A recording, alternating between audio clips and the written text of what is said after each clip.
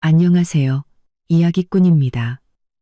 여러분, 만약 가장 믿었던 사람이 내 돈으로 다른 이성과 호화로운 여행을 다녀온다면 과연 용서할 수 있을까요? 오늘 들려드릴 이야기는 바로 그런 남편과 상간녀에게 상상 초월의 지옥을 선물한 한 여자의 통쾌한 복수극입니다.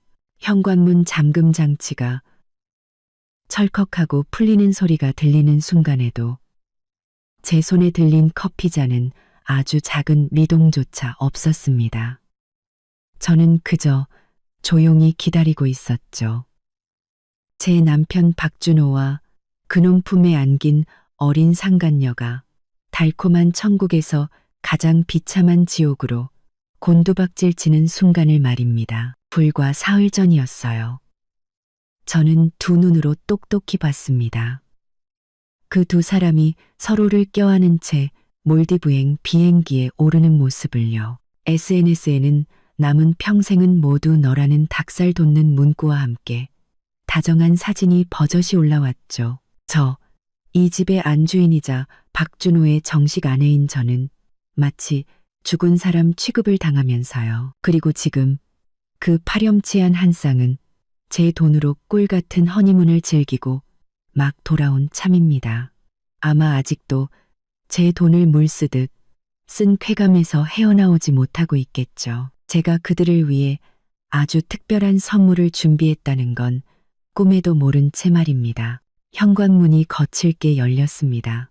박준호는 한정판 명품 양복을 쫙 빼입고 머리에는 포마드를 발라 반질반질하게 넘겼더군요. 방금 휴가를 마치고 돌아온 사람, 특유의 여유가 얼굴에 가득했습니다. 그리고 그의 곁에 선 이뮤라. 그 여자는 작년에 제가 맞춘 오뜨 꾸띠르 드레스를 입고 있었습니다. 제가 아껴서 중요한 자리에 입으려고 고이 모셔뒀던 옷이었죠. 그런데 지금 그 옷이 상간녀의 몸에 버젓이 걸려 있었습니다.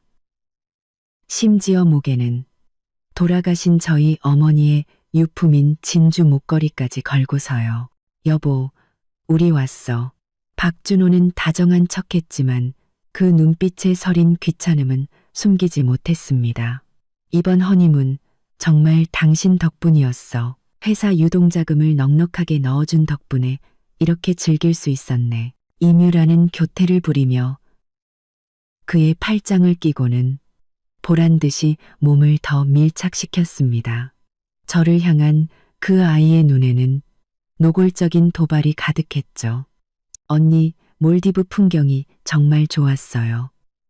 준호 씨가 다음번에 회사 수익 나면 세계 일주 시켜준댔어요. 저는 소파에 기댄 채 천천히 커피를 한 모금 마시고는 입꼬리를 올려 비웃었습니다.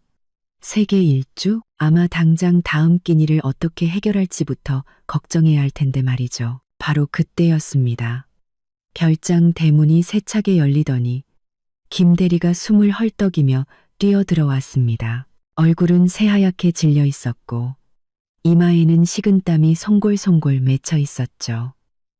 손에 든 서류를 어찌나 꽉 쥐었던지 숨이 턱까지 차오른 모양이었습니다. 대표님, 큰일 났습니다.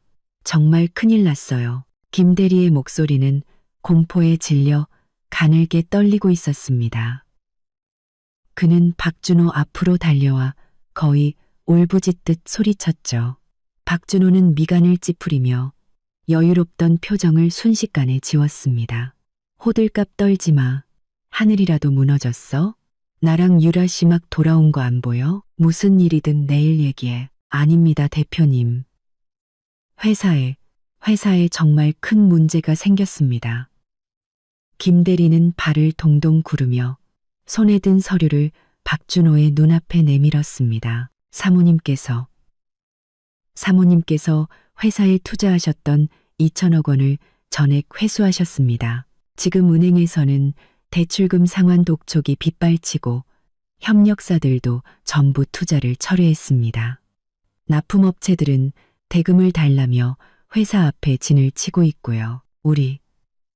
우리 완전히 파산했습니다. 뭐라고? 박준호의 눈이 당장이라도 튀어나올 듯 커졌습니다. 그는 서류를 와락 빼앗아 들고 떨리는 손가락으로 내용을 확인했죠. 그의 얼굴은 경악에서 충격으로, 그리고 믿을 수 없다는 표정을 거쳐 마침내 새하얀 종이장처럼 변해갔습니다. 그는 고개를 번쩍 들어 저를 쳐다봤습니다. 목소리 톤까지 완전히 바뀌어 있었죠. 서연우, 이게 대체 어떻게 된 거야? 김대리가 한 말 사실이야? 당신이 2천억을 뺐다고? 이뮤라의 얼굴에서도 의기양양하던 미소는 온데간데 없이 사라졌습니다. 그녀는 무의식적으로 박준호의 팔을 놓고 겁에 질린 눈으로 물었죠. 준호 씨, 이거 아닐 거야. 언니가 갑자기 왜 투자금을 빼요? 무슨 오해가 있겠죠. 저는 커피잔을 내려놓고 자리에서 일어나 그들에게 다가갔습니다. 그리고 허둥대는 두 남녀를 위해서 아래로 차갑게 내려다보며 잔잔한 호수처럼 평온한 목소리로 말했죠. 오해. 박준호 씨, 당신 생각에 세상에 어떤 오해가 있으면 내가 2천억 원이라는 거금을 나를 배신하고 상간녀와 놀아나는 남자에게 계속 투자하게 둘 수 있을까요? 무슨 헛소리야. 박준호는 얼굴을 불그락부르락하며 변명하려 애썼습니다. 나하고 유라 씨는 그냥 평범한 직장 동료 사이야. 이번 몰디브 여행은 회사 워크숍이었다고. 남들 말 함부로 믿지 마. 평범한 동료. 저는 비웃으며 주머니에서 휴대폰을 꺼내 동영상 하나를 재생했습니다. 그리고 그걸 두 사람의 얼굴에 바싹 들이댔죠. 그럼 이건 어떻게 설명할 건데? 몰디브 호텔 방에서 이뮤라를 끌어안고 자기라고 부르면서 나랑 이혼하고 당신이랑 결혼하겠다고 속삭이는 이 영상. 이것도 워크숍의 일부였나? 영상 속 장면은 차마 눈 뜨고 보기 힘들 정도였습니다. 박준호와 이뮤라의 역겨운 애정 행각과 그들이 나누는 추악한 대화가 고스란히 담겨 있었죠. 그 한마디 한마디가 날카로운 바늘이 되어 박준호의 심장을 꿰뚫는 것 같았습니다. 박준호의 얼굴은 순식간에 잿빛으로 변했습니다. 그는 제 휴대폰을 빼앗으려 손을 뻗었죠. 네가 날 미행했어? 서연우, 너 정말 너무하는군. 너무해? 저는 그의 손을 가볍게 피하며 얼음장 같은 눈으로 쏘아붙였습니다. 혼인 중에 바람 피우고 내 돈으로 상간녀한테 명품 가방 사주고 차 사주고 허니문까지 보내준 당신에 비하면 내가 한 행동이 과연 너무한 걸까? 박준호, 잊었나 본데 당신 회사 창업 자금 내가 대줬어. 그 후에 운영 자금도 내가 끊임없이 넣어줬지. 이제 내 돈을 돌려받겠다는데 이게 당연한 거 아니야? 이뮤라는 겁에 질려 하얗게 변한 얼굴로 한 걸음 뒤로 물러섰습니다. 그녀는 더듬거리며 말했죠. 언니. 저하고 준호 씨는 진심으로 사랑하는 사이예요. 제발 한 번만 기회를 더 주시면 안 될까요? 회사가 파산하면 안 돼요. 준호 씨는 진심으로 사랑해. 저는 고개를 돌려 이뮤라를 쳐다봤습니다. 눈에는 경멸이 가득했죠. 이뮤라 씨. 이제 갓 졸업한 대학생이 번듯한 직장 구할 생각은 안 하고 남의 남편이나 넘보고 남의 돈 쓰고 남의 집에서 살고 남의 옷까지 꿰어 입고 있으면서 진심이라는 말이 잘도 나오는구나. 똑똑히 들어. 지금 이 순간부터 여기 있는 모든 것, 이 별장을 포함한 모든 건 내 개인 재산이야. 당신들 둘, 당장 내 집에서 썩 꺼져. 곁에 서 있던 김대리의 얼굴은 더욱 굳어졌습니다. 그는 조심스럽게 말했죠. 대표님, 현재 회사 계좌에 단돈 10원도 남아있지 않습니다. 자금난으로 중단된 프로젝트만 10개가 넘고 협력사들로부터는 위약금 청구 소송이 들어왔습니다. 금액이 수백억 원에 달합니다. 수백억? 박준호는 온몸의 기운이 빠져나간 듯 다리가 풀려 바닥에 주저앉을 뻔했습니다. 그는 옆에 있는 신발장을 겨우 붙잡고 텅 빈 눈으로 저를 바라봤습니다. 서연우, 당신 미쳤어? 투자금을 빼는 건 그렇다 쳐도 어떻게 이렇게까지 할 수가 있어. 그 회사엔 내 피땀도 서려 있단 말이야. 당신 피땀? 저는 기가 막혀 웃었습니다. 박준호, 처음 우리 아버지가 당신 집안 딱하다고 투자해주지 않았으면 당신 지금쯤 공사판에서 벽돌이나 나르고 있을걸? 지금의 성공이 전부 당신 혼자 힘으로 이룬 거라고 착각하지 마. 우리 서진가 없었으면 당신은 아무것도 아니야. 날 배신했으니 예정 따위는 기대하지 마. 투자금만 빼는 게 아니야. 당신이 저지른 모든 짓에 대해 뼈저리게 후회할 만큼 비참한 대가를 치르게 해줄 테니까. 이뮤라는 넋이 나간 박준호의 모습과 제 얼음장 같은 눈빛을 번갈아 보며 불안에 떨기 시작했습니다. 그녀는 박준호가 돈 많고 능력 있는 사장인 줄만 알았죠. 그를 잡으면 인생 역전에서 호의호식하며 살 수 있을 거라고 믿었을 겁니다. 하지만 박준호의 회사가 전부 서연우의 돈으로 유지되고 있었다니. 이제 서연우가 돈줄을 끊어 회사가 망했으니 그녀의 달콤한 꿈도 산산조각 난 셈이죠. 준호 씨, 이제 우리 어떡해요? 이뮤라는 박준호의 팔을 붙잡고 울먹였습니다. 우리 이제 돈 한 푼 없고 빚만 잔뜩인데.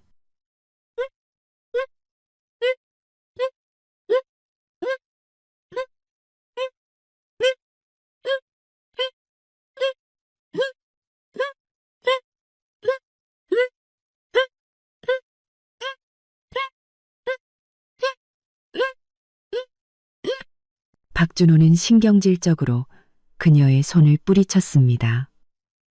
나한테 묻지 마. 내가 어떻게 알아. 너만 아니었어도 내가 이 지경까지 오진 않았어.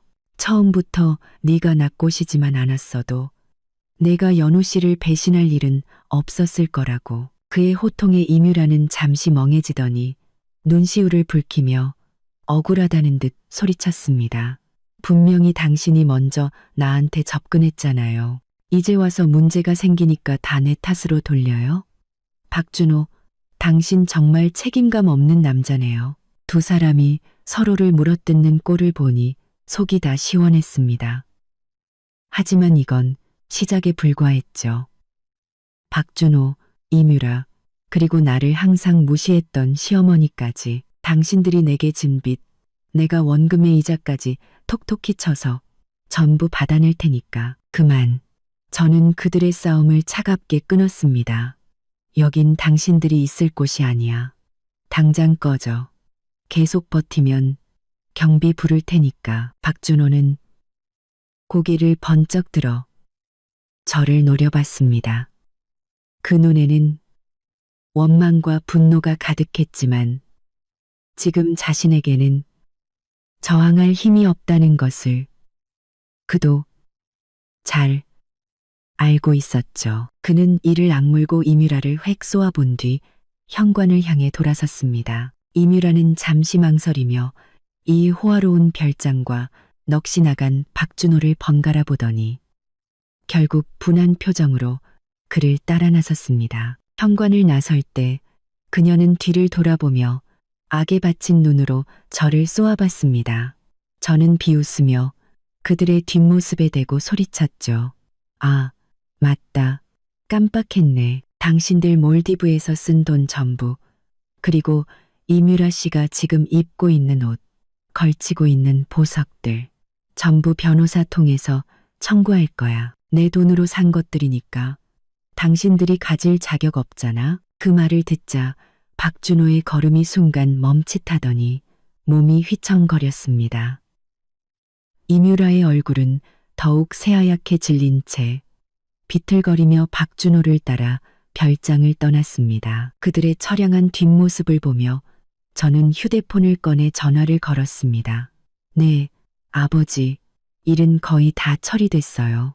박준호 회사는 파산했고요. 이제 그 오만한 장 여사를 손봐줄 차례예요. 전화기 너머로 아버지의 위험 있는 목소리가 들려왔습니다. 연우야, 잘했다. 걱정하지 마라. 아빠가 전부 지원해 줄 테니 너를 괴롭힌 자들 모두 응당한 대가를 치르게 될 거다. 문을 닫은 지 채 2분도 되지 않아 밖에서 쾅쾅쾅 하고 문을 걷어차는 소리가 들려왔습니다. 문짝 전체를 부숴버릴 듯한 기세였죠. 생각할 필요도 없었습니다. 그 한심한 박준호가 다시 돌아온 것이 분명했죠. 아직 파산의 충격에서 벗어나지도 못한 채 이대로 포기하기는 억울했나 봅니다. 서연우, 문 열어. 이 독한 연하. 박준호의 고함은 히스테릭한 광기로 가득 차 있었습니다. 문은 그가 찰 때마다 윙윙거리며 울렸죠. 똑바로 말해. 왜 투자금을 뺀 거야? 처음부터 날 망하게 할 작정이었지. 이미라의 목소리도 뒤따랐습니다. 울먹이며 한껏 가련한 척을 하더군요. 언니, 문 좀 열어주세요. 저희랑 얘기 좀 해요. 준호 씨 정말 힘들게 여기까지 왔어요. 회사가 그 사람 목숨인데 어떻게 이렇게 매정하게 구실 수 있어요? 저는 피식 웃으며 천천히 현관으로 걸어갔습니다. 문을 열지 않은 채 외시경을 통해 밖을 내다봤죠. 박준호는 머리가 헝클어지고 양복에는 흙먼지가 묻어 있었습니다. 조금 전에 의기양양함은 온데간데 없고 눈에는 살기만 가득했죠. 이뮤라는 백꽃처럼 눈물을 흘리며 옷자락을 꼭 쥔 채 하늘이 무너진 듯한 표정을 짓고 있었습니다. 사정을 모르는 사람이 보면 제가 그들을 얼마나 괴롭혔다고 생각할지 모를 지경이었죠. 박준호 씨, 저는 문을 향해 소리쳤습니다. 목소리는 크지 않았지만 뼛속까지 시릴 만큼 차가웠죠. 이 문은 내 거야. 걔는 들을 생각 없으니 한 번만 더 걷어차면 바로 경찰에 신고할 거야. 주거 침입죄로. 문 밖에 발길질 소리가 즉시 멎었습니다. 이어서 박준호의 분노에 찬 욕설이 들려왔죠. 서연우, 가식 떨지 마. 네가 투자금 뺐다고 해서 날 쥐락펴락할 수 있을 줄 알아? 웃기지 마. 너희 서진가 없어도 난 얼마든지 재기할 수 있어. 재기? 저는 비웃었습니다. 아내 돈으로 회사 차려서 그 아내 몰래 상간녀나 키우는 찌질이가. 박준호 씨, 그 수백억 위약금 갚을 생각부터 하는 게 어때? 그러다 입고 있는 팬티까지 다 뺏기지 말고. 너, 박준호는 분해서 말을 잇지 못하고 다시 문을 차려다가 이뮤라에게 제지당했습니다. 이뮤라는 문에 대고 부드러운 목소리로 말했죠. 언니, 화나신 거 알아요. 다 제 잘못이에요. 제가 준호 씨랑 만나면 안 되는 거였는데 저를 탓하세요. 준호 씨는 힘들게 하지 말아주세요. 네, 회사가 망하면 준호 씨는 정말 끝이에요. 오? 저는 눈썹을 치켜 올리며 일부러 그녀를 떠봤습니다. 그럼 당신들 둘이 놀아난 게 전부 당신 잘못이라는 거네? 그럼 지금 당장 무릎 꿇고 사과해. 그리고 박준호 옆에서 영원히 사라지겠다고 맹세하면 내가 살 길이라도 터줄지 한번 생각해 볼게. 이뮤라의 표정이 순식간에 굳었습니다. 방금 전에 연약함은 사라지고 눈빛에 악독함이 스쳐 지나갔지만 그녀는 곧 감정을 숨기고 목맨 소리로 말했죠. 언니, 제가 잘못했어요. 사과할게요. 하지만 저와 준호 씨는 진심으로 사랑하는 사이라서 헤어질 수는 없어요. 진심으로 사랑한다고? 더 이상 연극을 할 가치도 느끼지 못한 저는 휴대폰을 꺼내 미리 준비해둔 녹음 파일을 재생했습니다. 그럼 이게 당신들이 말하는 진심인지 한번 들어보시지. 녹음 파일에서는 이뮤라의 교태 섞인 목소리가 흘러나왔습니다.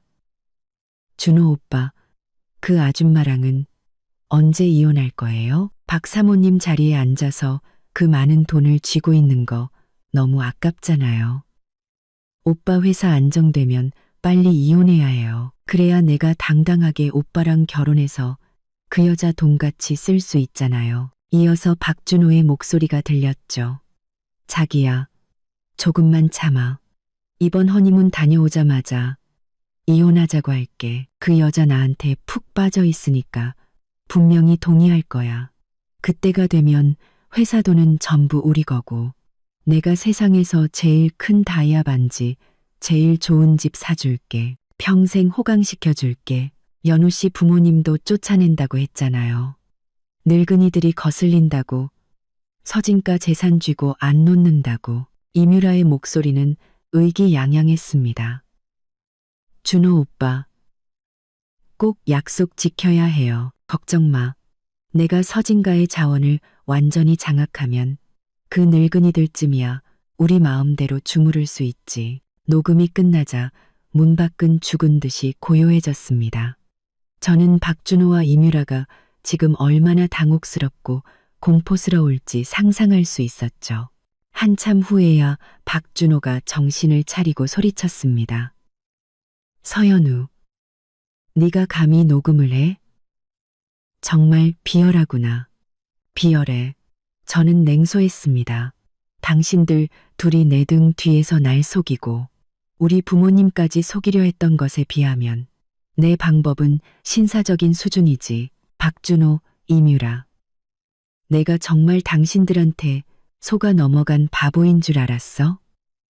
난 처음부터 당신들 추악한 짓 다 알고 있었어. 그저 당신들을 한 번의 나락으로 떨어뜨릴 완벽한 타이밍을 기다렸을 뿐이야. 말을 마친 저는 문을 활짝 열고 잿빛으로 변한 두 사람을 내려다봤습니다. 박준호는 얼굴이 시뻘개져서 시선을 피했고 이뮤라는 새하얗게 질린 채 주먹을 꽉 쥐고 몸을 떨었습니다. 언니, 그건 오해야. 녹음이 악의적으로 편집된 거예요. 그런 뜻이 아니었어요. 이뮤라는 끝까지 변명하려 했었습니다. 그런 뜻이 아니라고? 저는 그녀에게 한 걸음 다가가 칼날처럼 차가운 눈으로 쏘아붙였습니다. 그럼 대답해봐. 서른일곱 내 목에 걸린 그 진주 목걸이 우리 엄마 유품이야. 그걸 어떻게 그렇게 뻔뻔하게 걸고 다닐 수 있지? 그리고 네가 입고 있는 그 드레스 내가 8천만 원 주고 맞춘 거야. 그건 또 어떻게 손에 넣었어? 박준호가 몰래 갖다 줬겠지. 당신들 내 돈 쓰고 내 옷 입고 내 보석 걸치고 다니면서 나를 어떻게 내쫓을지 궁리나 하고 있었잖아. 양심이라는 게 있기는 해? 이뮤라는 제 기세에 눌려 뒷걸음질 치며 눈물만 뚝뚝 흘릴 뿐 아무 말도 하지 못했습니다. 그 모습을 본 박준호가 이뮤라 앞을 막아서며 저를 노려봤죠. 서연우, 그만해. 목걸이 하나, 옷 한 벌 가지고 뭘 그래. 내가 배상해주면 될 거 아니야. 사람을 그렇게까지 몰아붙일 필요는 없잖아. 배상? 저는 세상에서 가장 웃긴 농담을 들은 사람처럼 웃었습니다. 박준호, 당신 지금 자기 몸 하나 건사하기도 힘든 주제에 뭘로 배상하겠다는 거야? 이 진주 목걸이가 얼마짜리인지는 알아? 5억이야. 이 드레스 연간 관리비가 얼마인지는 알아? 1,000만 원이야. 뭘로 갚을 건데? 망해버린 내 회사로. 아니면 그 값싼 내 진심으로. 박준호의 얼굴이 하얗게 질렸다가 파랗게 변했습니다. 그는 입술을 파르르 떨 뿐 아무런 반박도 하지 못했죠. 그는 이제야 깨달은 것입니다. 제 자금 지원이 없으면 그는 아무것도 아니라는 사실을, 보석 하나 배상할 돈조차 없다는 것을요. 이뮤라는 그런 박준호의 한심한 모습을 보며 실망한 기색을 감추지 못했습니다. 그녀는 박준호의 팔을 끌며 작은 목소리로 말했죠. 준호 씨, 일단 가요. 여기서 싸워봤자 소용없어요. 가긴 어딜까. 저는 그들의 앞을 막아서며 차갑게 말했습니다. 가고 싶으면 내 물건들은 다 두고 가. 가고 싶으면, 가고 싶으면, 가고 싶으면, 가고 싶으면, 가고 싶으면, 가군 자, 가군 그들의 앞을 막아서며 목걸이, 드레스, 그리고 당신들이 몰디브에서 흥청망청 쓴 돈까지 단 10원도 빼놓을 수 없어. 서연우, 너 정말 너무하는 거 아니야. 박준호는 다급해져 저를 밀치려 했습니다. 그것들은 내가 유라한테 사준 거야. 너랑 상관없어. 저는 그의 손을 피하며 차가운 눈으로 주머니에서 서류 한 뭉치를 꺼내 그의 얼굴에 던졌습니다. 나랑 상관없다고? 박준호, 똑똑히 봐. 이건 당신 회사 재무제표야. 당신이 이뮤라한테 가방 사주고, 차 사주고, 보석 사주고, 몰디브 여행 간 모든 비용, 전부 회사 계좌에서 빠져나갔어. 그리고 그 회사 돈, 전부 내가 투자한 돈이지. 다시 말해, 당신은 내 돈으로 상간녀를 먹여 살린 거야. 그런데도 나랑 상관이 없다고? 박준호는 서류를 집어들고 빠르게 훑어보기 시작했습니다. 그의 얼굴은 점점 더 굳어갔고 결국 그는 바닥에 주저앉아 텅 빈 눈으로 중얼거렸습니다. 아니야, 불가능해. 장부를 완벽하게 숨겼는데 네가 어떻게 안 거지? 사람이 모르게 하려면 처음부터 하지 말았어야지. 저는 그를 내려다보며 얼음처럼 차가운 목소리로 말했습니다. 박준호, 내 그깟 잔머리로 날 속일 수 있을 거라 생각했어. 난 진작에 사람을 붙여놨어. 내 모든 움직임, 전부 내 손바닥 안에 있었다고. 이뮤라는 상황이 돌이킬 수 없게 되자 더 이상 가련한 척도 하지 않았습니다. 그녀는 박준호를 향해 악을 썼죠. 박준호, 이 무능한 인간, 당신이 다 알아서 한다며. 이제 어쩔 거야. 돈도 없고 빚만 잔뜩인데. 내가 정말 당신 만나서 팔자 한번 제대로 꼬였네. 닥쳐. 박준호도 폭발했습니다. 네가 날 유혹하지만 안 왔어도 내가 이 꼴이 됐겠어? 이제 와서 날 탓해? 두 사람이 다시 서로를 물어뜯는 모습을 보니 속이 다 시원했습니다. 바로 그때 제 휴대폰이 울렸습니다. 시어머니, 장 여사였습니다. 저는 눈썹을 한번 치켜 올리고는 전화를 받았습니다. 서연우, 이재수 없는 년, 내 아들한테 대체 무슨 짓을 한 거야? 장 여사의 목소리는 시장 바닥의 장사치처럼 시끄럽고 귀에 거슬렸습니다.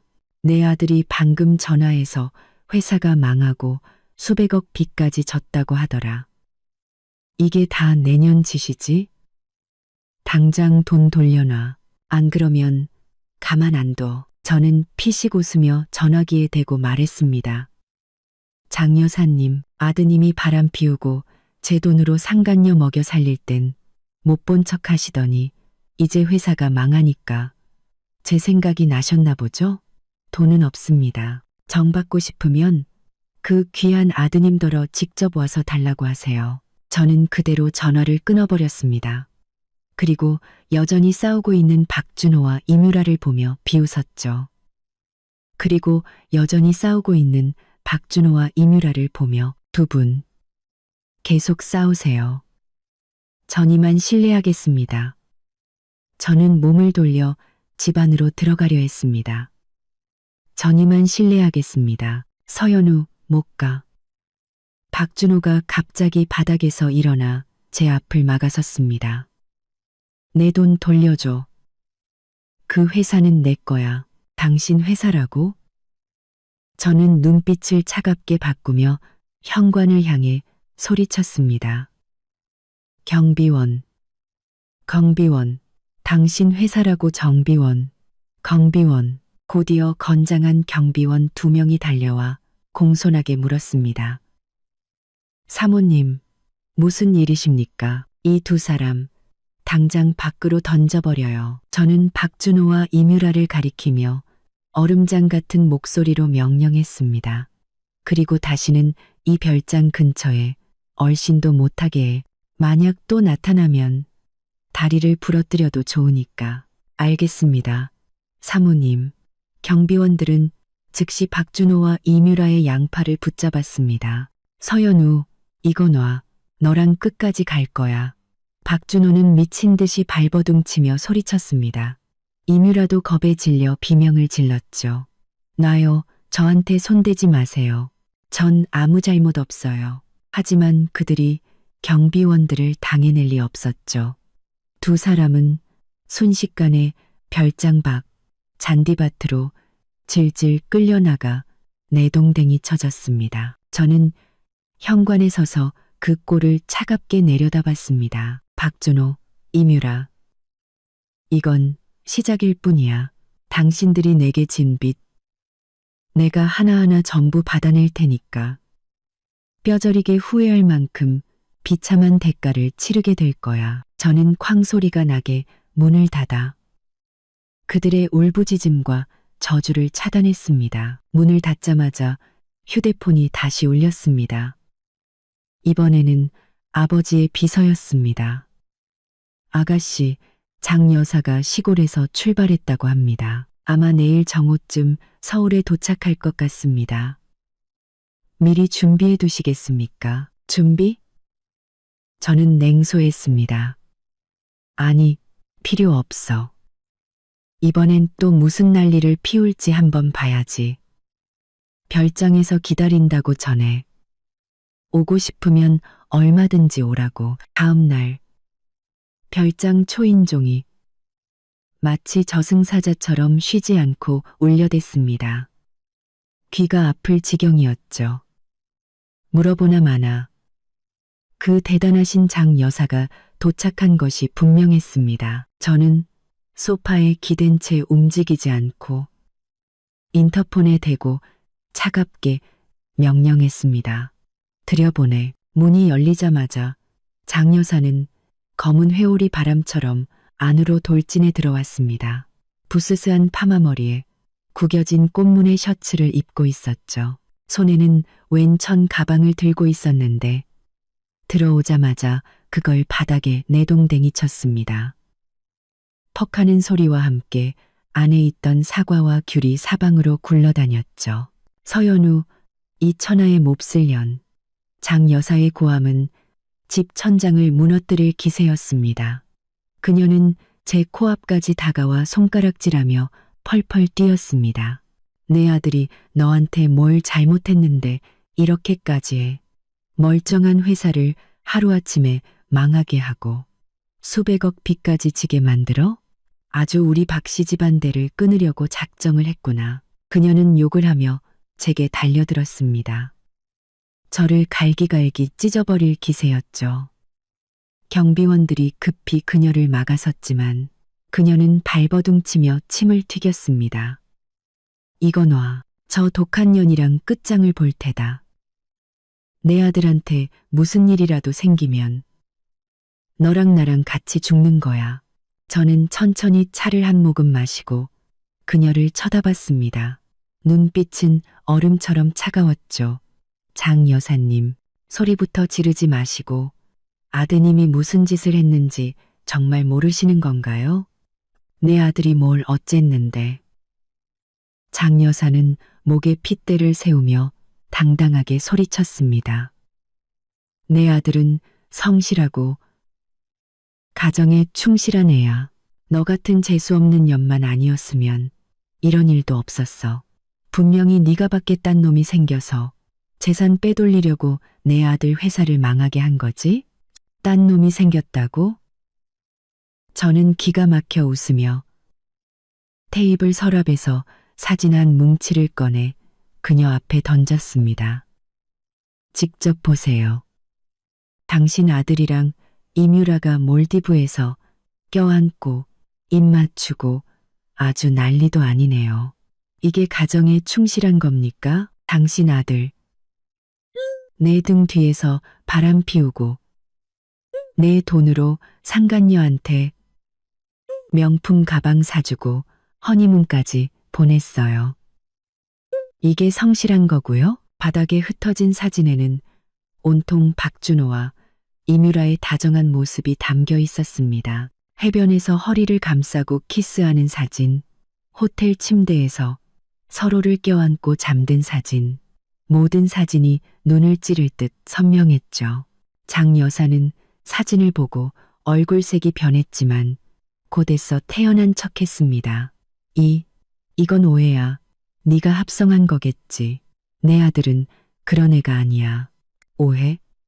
저는 비웃으며 휴대폰에서 다른 녹음 파일을 재생했습니다. 파일에서는 장 여사와 이뮤라의 대화가 흘러나왔죠. 어머님, 걱정 마세요. 저랑 준호 씨는 진심으로 사랑하는 사이예요. 그 여자랑 이혼하면 제가 어머님 정말 잘 모실게요. 이뮤라의 목소리는 꿀이 흐를 듯 달콤했습니다. 유라야, 난 널 믿는다. 애도 못 낳는 저 암탉 같은 년은 진작에 내 아들짝이 아니었어.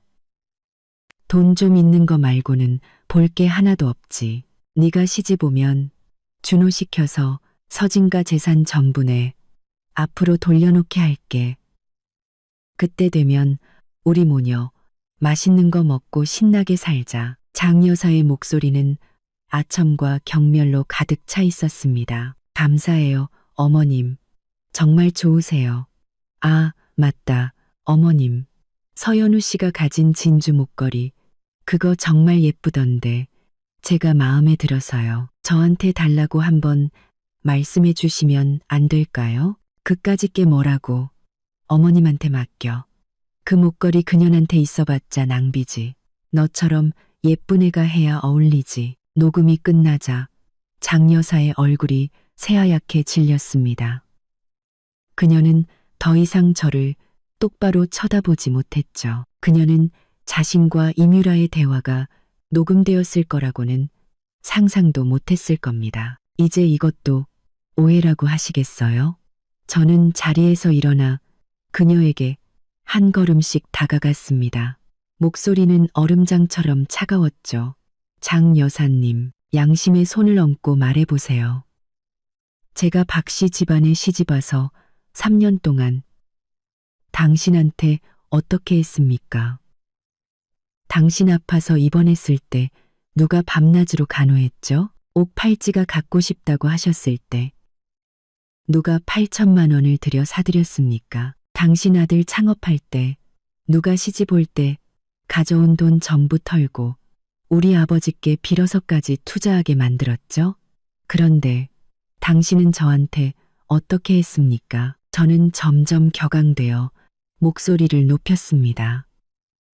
제가 시집 오자마자 여자는 집에서 남편 내조나 해야 한다며 제 월급 통장부터 내놓으라고 하셨죠. 제가 임신했을 땐 돌보기는커녕 매일같이 빨래하고 밥하게 시키셨고요.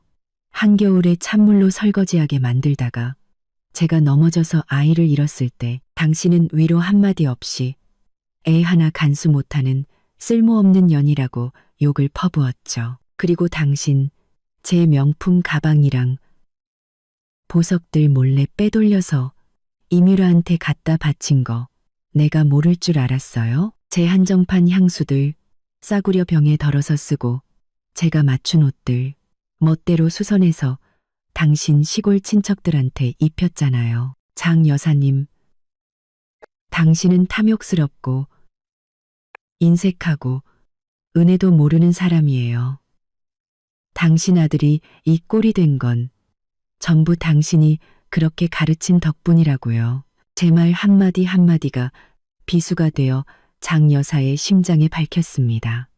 그녀는 몸을 부들부들 떨며 입술을 달싹였지만 아무 말도 하지 못했죠. 조금 전에 기세등등함은 온데간데 없고 당황과 창피함만이 얼굴에 가득했습니다. 너, 헛소리하지 마. 장 여사는 한참 만에 겨우 모기만 한 목소리로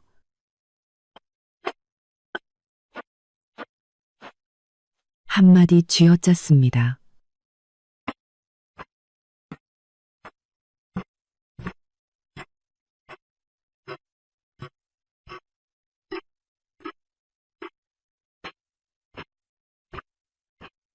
아니라고요? 저는 비웃으며 휴대폰에서 사진첩을 열었습니다. 안에는 증거가 가득했죠. 장 여사가 이뮤라에게 보석을 건네는 CCTV 캡처 화면, 제 향수를 쓰고 제 옷을 입고 찍은 사진, 그리고 제가 유산했을 당시의 병원 진단서까지. 진단서에는 과로로 인한 유산이라고 선명하게 적혀 있었습니다. 직접 보세요. 이게 다 증거예요. 저는 휴대폰을 그녀의 얼굴에 들이댔습니다. 당신이 저지른 그 추악한 짓들이 평생 숨겨질 거라고 생각했어요? 장 여사님, 당신 아들이 바람 피울 때 말리기는커녕 같이 한 통 속이 돼서 나를 속였잖아요. 이제 와서 아들이 망하니까 나를 찾아와서 욕을 해요? 당신 아들한테 가서 물어보세요. 그가 과연 내게 떳떳한지, 우리 서진가가 베푼 은혜에 떳떳한지. 장 여사는 휴대폰 속 증거들을 보고 얼굴이 점점 흑빛으로 변해가더니 결국 다리에 힘이 풀려 바닥에 주저앉아 통곡하기 시작했습니다. 아이고, 내 팔자야. 이런 독한 년을 며느리로 들여서 내 아들 인생 망치고 우리 집안을 풍비박산 내는구나. 하늘도 무심하시지. 그녀는 울면서 바닥을 손으로 치고 때를 쓰며 뒹굴었습니다. 마치 젖도 못된 아이 같았죠. 주위의 경비원들은 어이없다는 듯 쳐다보며 어쩔 줄 몰라 했습니다. 울 만큼 우셨어요? 저는 그녀를 차갑게 내려다봤습니다. 장 여사님, 우는 걸로는 아무것도 해결 안 돼요. 당신 아들이 이 꼴이 된 건 전부 자업자 득이에요. 날 배신하고 속였으니 대가를 치러야죠. 그리고 당신이 과거에 나한테 했던 짓들, 내가 하나하나 전부 되갚아 줄 거예요. 남한테 무시당하고 속는 기분이 어떤 건지 당신도 한번 느껴봐야죠. 장 여사는 울음을 그치고 원망 가득한 눈으로 저를 노려봤습니다. 서연우, 너무 더위하지 마. 내 아들이 이대로 가만히 있을 줄 알아? 우리 박씨 집안도 널 가만두지 않을 거야. 내가 네 아버지 회사, 네 회사 찾아가서 다 뒤집어 엎고 네가 얼마나 악독한 여자인지 온 세상에 다 알릴 테다. 마음대로 하세요. 저는 비웃었습니다. 우리 서진그룹도 서울에서 알아주는 기업이에요. 당신이 가서 난리 쳐주면 오히려 사람들이 당신들 박씨 집안의 진짜 모습을 알게 돼서 좋겠네요.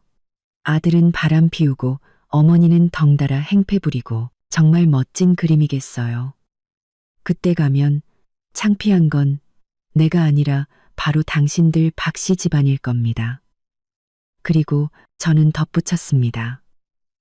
이 별장은 내 개인 재산이에요. 당신이 지금 내 집에서 행패를 부리는 건 엄연히 내 생활을 방해하는 겁니다. 경비원, 저 여자 당장 밖으로 던져버려요. 알겠습니다. 사모님.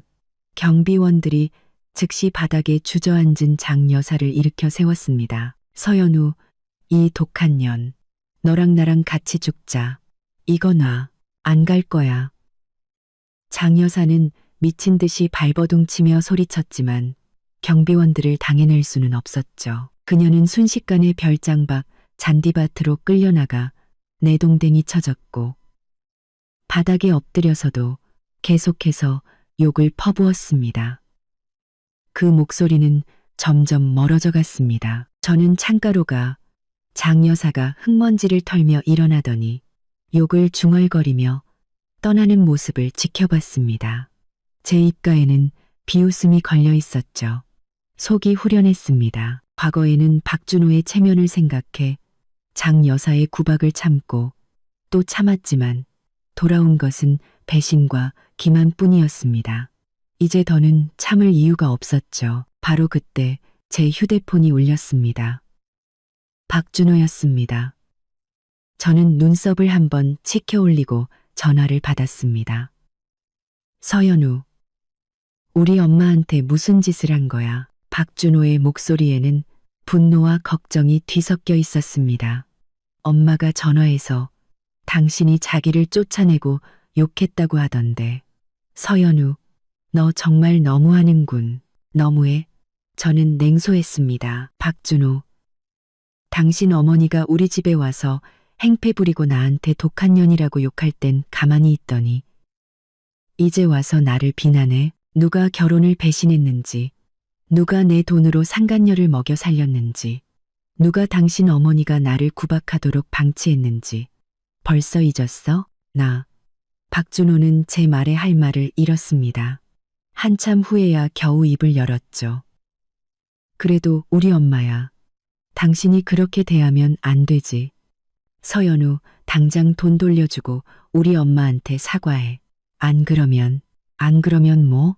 저는 그의 말을 끊으며 차갑게 말했습니다. 당신 지금 자기 몸 하나 건사하기도 힘든 주제에 감히 날 협박해? 박준호, 잘 들어. 내가 돈을 돌려주고 사과하는 일은 해가 서쪽에서 떠도 없을 거야. 배짱이 있으면 직접 와서 받아내. 당신 어머니 뒤에 숨어서 비겁하게 굴지 말고. 휴대폰을 소파에 던진 지 3분도 안 돼서 별장 대문이 쿵쿵하고 부서져라 울렸습니다. 지난번 박준호가 문을 찰 때보다 훨씬 더 격렬했죠.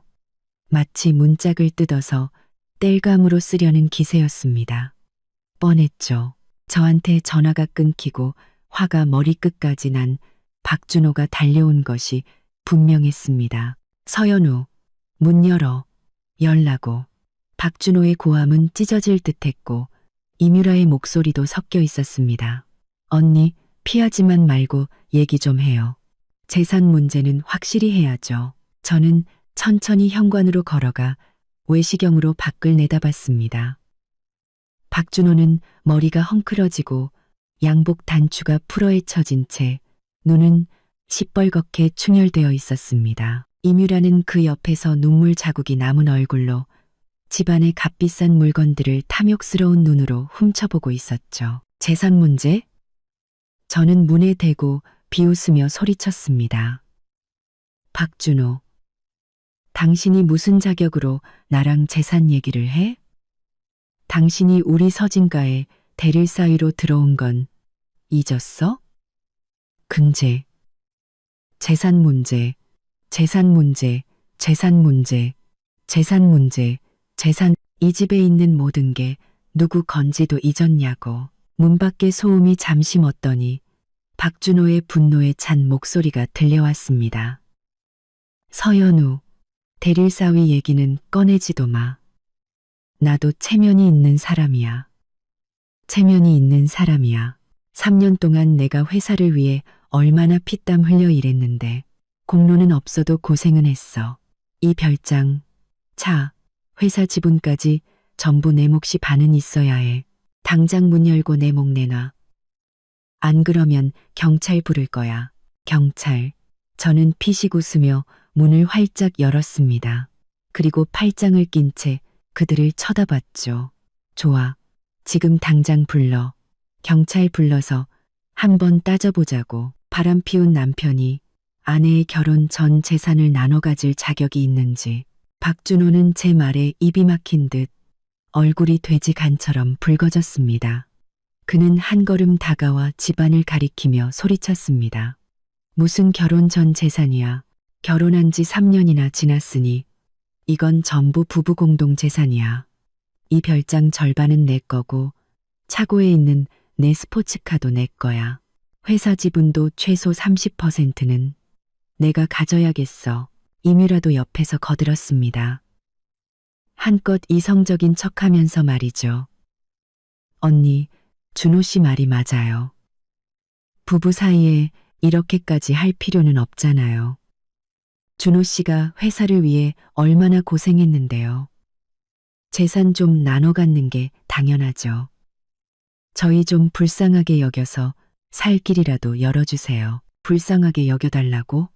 저는 비웃으며 거실로 들어가 테이블 서랍에서 서류 한 장을 꺼내 탁 소리가 나게 테이블 위에 내려놓았습니다. 박준호, 이게 뭔지 내 눈으로 직접 봐. 박준호는 서류를 보고 얼굴색이 하얗게 질렸습니다. 그건 우리의 혼전 계약서였죠. 그 위에 서명은 그가 직접 한자 한자 정성껏 쓴 것이었습니다. 그는 비틀거리며 다가와 서류를 집으려 했지만 제가 손으로 막았습니다. 급하게 볼 거 없어. 내가 읽어줄게. 내 옆에 있는 상간녀도 잘 들으라고. 네가 과연 내 재산을 나눠 가질 자격이 있는지. 저는 계약서를 들고 한자 한자 또박또박 읽었습니다. 제1조 갑 서연우 명의의 모든 부동산, 차량, 예금 및 서진그룹 주식은 갑의 혼전 개인 재산으로 을 박준호와 무관하며 혼인 후 부부 공동 재산분할 대상에서 제외한다. 제2조 을 박준호의 창업 자금은 갑 서연우가 무이자로 대여한다. 만약 을이 혼인 중 외도, 배신 등 유책 행위를 할 경우 모든 대여금을 즉시 전액 상환하고 위자료 없이 순수하게 몸만 나가야 하며 어떠한 재산도 요구할 수 없다. 제3. 그만해. 박준호가 제 말을 거칠게 끊었습니다. 그의 얼굴은 종잇장처럼 하얗게 질려 있었고 두 손은 사시나무처럼 떨렸죠. 그 계약서 무효야. 그때 네가 강제로 시켜서 쓴 거잖아. 인정 못해. 강제로? 저는 눈썹을 치켜 올리며 휴대폰에서 동영상을 재생했습니다. 네가 직접 봐. 이게 정말 강제로 한 건지. 영상 속 박준호는 한박웃음을 지으며 계약서에 서명하고 있었습니다. 심지어 카메라를 향해 이렇게 말했죠. 저 박준호는 이 혼전 계약서에 자발적으로 서명합니다. 어떠한 강요도 없었음을 맹세하며 앞으로 서연우 씨에게 잘하고 혼인에 충실하며 절대 배신하지 않을 것을 약속합니다. 선명한 화면과 또렷한 목소리, 박준호의 가증스러운 얼굴이 화면에 가득했습니다. 옆에 서 있던 이뮤라의 얼굴도 굳어졌죠. 그녀는 박준호가 이런 계약서에 서명했을 거라고는 상상도 못했을 겁니다.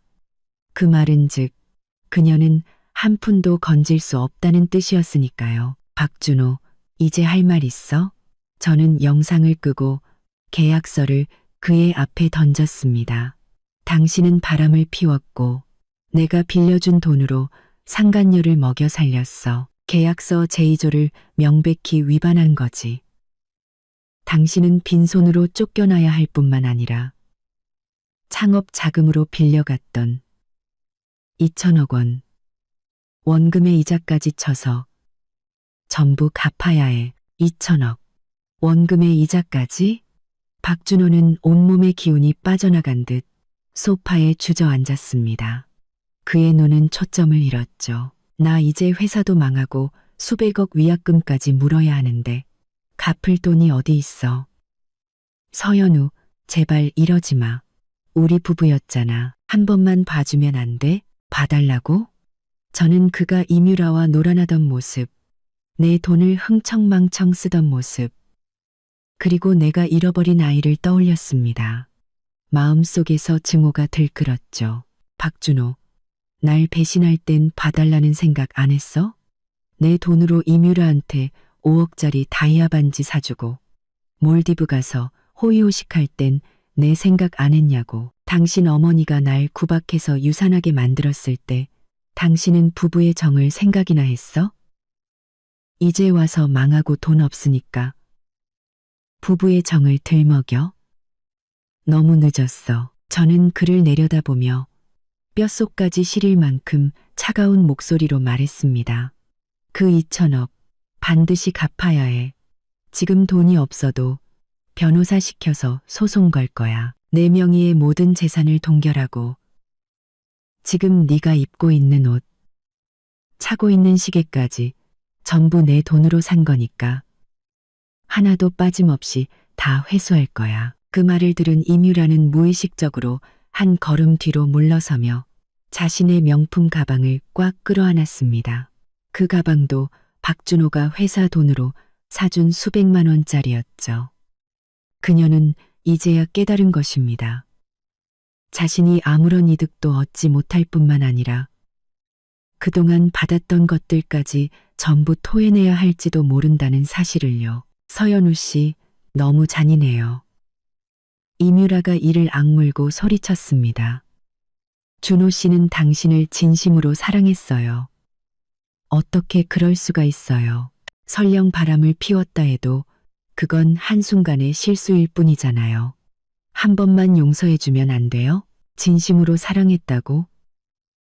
저는 기가 막혀 웃었습니다. 이뮤라 씨, 지금 저 사람 꼴을 좀 봐. 그는 나를 사랑한 게 아니야. 우리 서진가의 돈을 사랑한 거지. 내가 서진 그룹 상속녀가 아니었다면 그가 나랑 결혼했을 것 같아? 이렇게 오랫동안 가식적인 사랑을 연기했을 것 같냐고? 그리고 당신, 저는 고개를 돌려 이뮤라를 비웃었습니다. 당신은 저 사람 따라다니면 좋은 날 올 줄 알았지? 지금 저 사람은 자기 몸 하나 건사하기도 힘든 빚더미 신세야. 당신한테 뭘 해줄 수 있을 것 같아. 당신은 그저 저 사람이 이용하다 버린 장기말, 쓰레기에 불과해. 이뮤라의 얼굴이 하얗게 질렸다가 파랗게 변했습니다. 그녀는 아무 말도 하지 못했죠. 그녀는 박준호를 쳐다보며 그가 반박해 주기를 바랐지만 박준호는 자신의 처지를 비관하느라 그녀를 신경 쓸 겨를이 없었습니다. 연우야, 제발. 내가 잘못했어. 박준호가 갑자기 소파에서 기어내려와 제 앞에 무릎을 꿇었습니다. 그리고 제 다리를 붙잡고 통곡했죠. 내가 정말 잘못했어. 너를 배신하면 안 되는 거였는데, 내 돈으로 상간녀를 만나면 안 되는 거였는데, 제발 한 번만 기회를 줘. 내 돈으로 상간녀를 내가 이뮤라랑 깨끗하게 정리하고 너한테 정말 잘할게. 회사 일도 열심히 돕고 빚진 돈도 다 갚을게. 제 앞에 무릎 꿇고 비굴하게 비는 그의 모습을 보니 동정심은커녕 역겨움만 느껴졌습니다. 저는 그의 손을 세게 뿌리치고 한 걸음 물러나며 바지를 털었습니다. 박준호, 역겹게 굴지 마.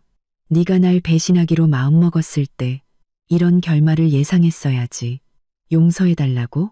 내가 죽지 않는 한 그럴 일은 없어. 그리고 저는 덧붙였습니다. 변호사 시켜서 이혼 서류 준비해놨어. 서명만 하면 넌 여기서 꺼져도 좋아.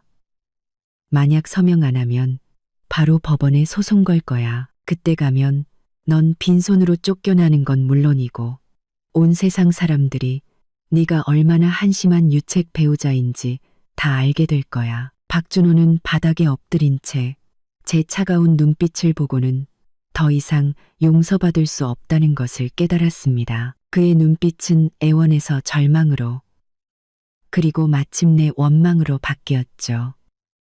서연우, 두고 봐. 내가 이대로 끝나지 않을 거야.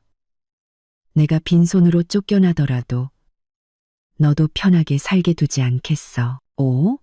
저는 눈썹을 치켜 올렸습니다. 지금 그 꼴로 네가 뭘 어떻게 할 수 있을지 한번 보자고. 바로 그때 이뮤라가 갑자기 입을 열었습니다. 그녀의 목소리에는 결연함이 깃들어 있었죠. 준호 씨, 일어나요. 여기서 일해봤자 소용없어요. 저 여자는 우리한테 아무것도 안 줄 거예요. 우리 힘으로 재기해요. 그녀는 바닥에 주저앉은 박준호를 일으켜 세워 현관으로 끌고 갔습니다. 박준호는 잠시 멍하니 있다가 이뮤라에게 이끌려 비틀거리며 별장을 나섰죠. 현관을 나설 때 박준호는 뒤를 돌아보며 분노와 원망이 가득한 눈으로 저를 쏘아봤습니다. 저는 테이블 위에 이혼 서류를 집어들고 차갑게 웃었습니다. 박준호, 이게 끝이라고 생각했다면 큰 오산이야. 이건 재산 분할의 시작일 뿐. 앞으로 내 마지막 남은 자존심까지 내가 전부 짓밟아 줄 테니까. 저는 휴대폰을 들어 변호사에게 전화를 걸었습니다. 김 변호사님, 이혼 서류 박준호 씨한테 보내서 서명 받아주세요. 만약 거부하면 계획대로 소송 진행하시고요. 그리고 그가 제게 빚진 2천억 원과 회사 자금으로 이뮤라에게 사준 물건들도 전부 회수 소송 진행해 주세요. 네, 서 대표님. 바로 처리하겠습니다. 전화기 너머로 김 변호사의 공손한 목소리가 들려왔습니다. 변호사와의 통화가 끝난 지 10분도 되지 않아 제 개인 탐정에게서 메시지가 왔습니다. 사진 한 장과 함께였죠. 사진 속 박준호는 서울 외곽의 허름한 여관 앞에 쭈그려 앉아 헝클어진 머리로 담배를 피우고 있었습니다. 양복에는 기름때가 묻어 있었고 과거의 자신만만함은 온데간데 없었죠. 그리고 그의 앞에는 이뮤라가 팔짱을 낀 채 짜증과 경멸이 가득한 표정으로 서 있었습니다. 점점 더 흥미진진해지는군요. 저는 소파에 기대어 사진을 손가락으로 넘기며 속으로 웃었습니다. 이뮤라 같은 속물이 파산한 알거지를 따라다니며 고생할 리가 없죠. 보상금을 요구하러 온 것이 분명했습니다. 아니나 다를까 탐정은 곧 현장 녹음 파일을 보내왔습니다. 이뮤라의 목소리는 날카롭고 귀에 거슬렸죠. 박준호, 약속했던 거나 내놔. 서울 중심가의 큰 아파트 사주고 2캐럿 다이아 반지도 사준다며.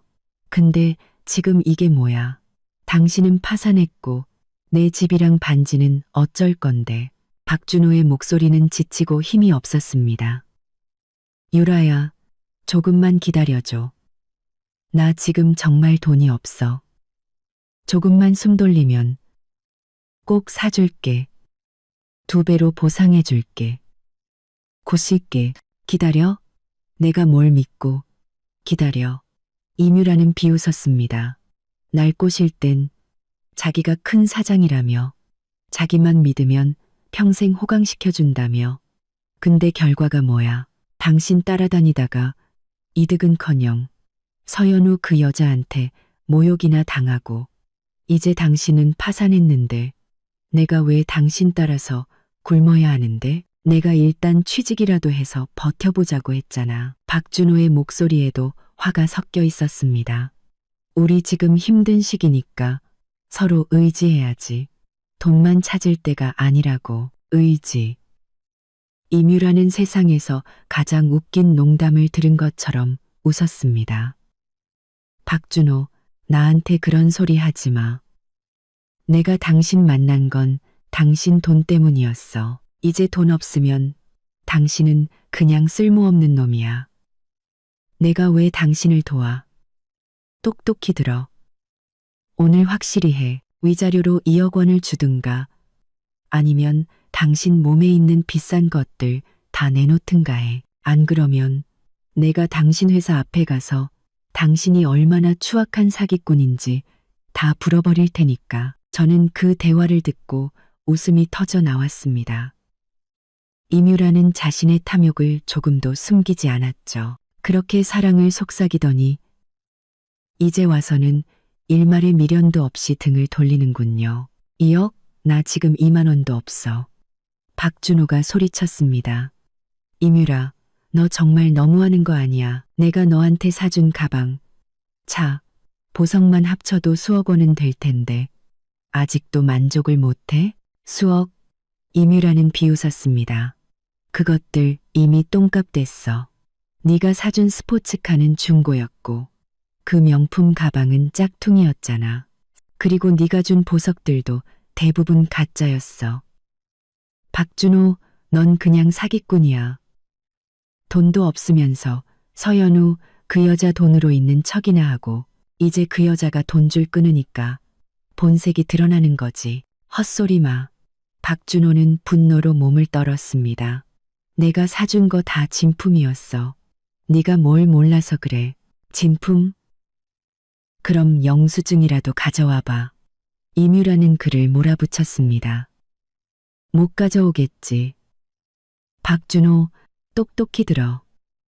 오늘 돈 안 주면 나 여기서 안 가. 그리고 서진가, 서연우 회사 찾아가서 네가 어떤 인간인지 다 까발리고 그 여자도 편하게 못 살게 만들 거야. 네가 감히. 박준호가 소리쳤습니다. 이뮤라, 네가 감히 그랬다가는 우리 사이의 모든 일을 다 폭로해서 너도 망하게 할 거야. 망하라고 해. 난 무서울 거 없어. 이뮤라는 조금도 개의치 않았습니다. 난 이제 갓 졸업한 대학생이야. 망해봤자 다른 도시 가서 새로 시작하면 그만이지. 근데 당신은? 당신이 망하면 정말 모든 걸 잃는 거야. 박준호, 잘 생각해. 돈을 줄 건지 말 건지. 녹음은 거기서 끊겼습니다. 저는 박준호가 지금 얼마나 절망스러울지 상상할 수 있었죠. 진정한 사랑이라고 믿었던 이뮤라가 실은 그의 돈만 노린 여자였다니. 이제 그가 돈이 없어지자 가차없이 그를 협박하며 등을 돌린 것입니다. 얼마 지나지 않아 탐정은 동영상 하나를 더 보내왔습니다. 영상 속 이뮤라는 박준호의 목에 걸린 넥타이 핀을 잡아채고 있었죠. 그건 제가 예전에 사준 수백만 원짜리 백금 다이아몬드 넥타이 핀이었습니다. 이거라도 내놔. 이건 돈 좀 되겠네. 이뮤라는 넥타이 핀을 거칠게 잡아당겼고 박준호는 필사적으로 저항했습니다. 놔. 이건 내 마지막 남은 거야. 박준호는 눈이 시뻘게 져서 넥타이 핀을 감쌌습니다. 마지막 남은 게 밥 먹여져? 이뮤라가 넥타이 핀을 세게 잡아당기자 툭 하고 끊어져 그녀의 손에 들어갔습니다. 그녀는 그걸 손에 쥐고 무게를 재보더니 만족스럽게 고개를 끄덕였습니다. 이건 괜찮네. 몇십만 원은 받겠어. 박준호, 당신 같은 쓰레기 만난 내가 재수가 없었지. 오늘부로 우리 끝이야. 다시는 연락하지 마. 말을 마친 이뮤라는 박준호가 따라올세라 뒤도 돌아보지 않고 빠르게 사라졌습니다. 박준호는 그 자리에 서서 이뮤라의 뒷모습을 보며 몸을 부들부들 떨더니 결국 다리에 힘이 풀려 바닥에 주저앉아 두 손으로 머리를 감싸고 고통스럽게 흐느꼈습니다. 영원할 것 같던 사랑의 맹세가 돈 앞에서는 이렇게나 허무하게 무너지는군요. 저는 영상을 끄고 차가운 미소를 지었습니다. 동정심은 조금도 들지 않았습니다. 오직 통쾌한 뿐이었죠. 박준호, 이게 바로 날 배신한 대가야. 진정한 사랑을 찾았다고 착각했지만 실상은 내 돈만 노린 속물이었을 뿐.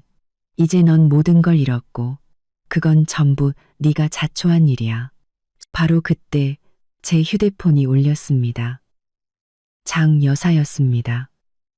저는 눈썹을 한번 치켜 올리고 전화를 받았죠.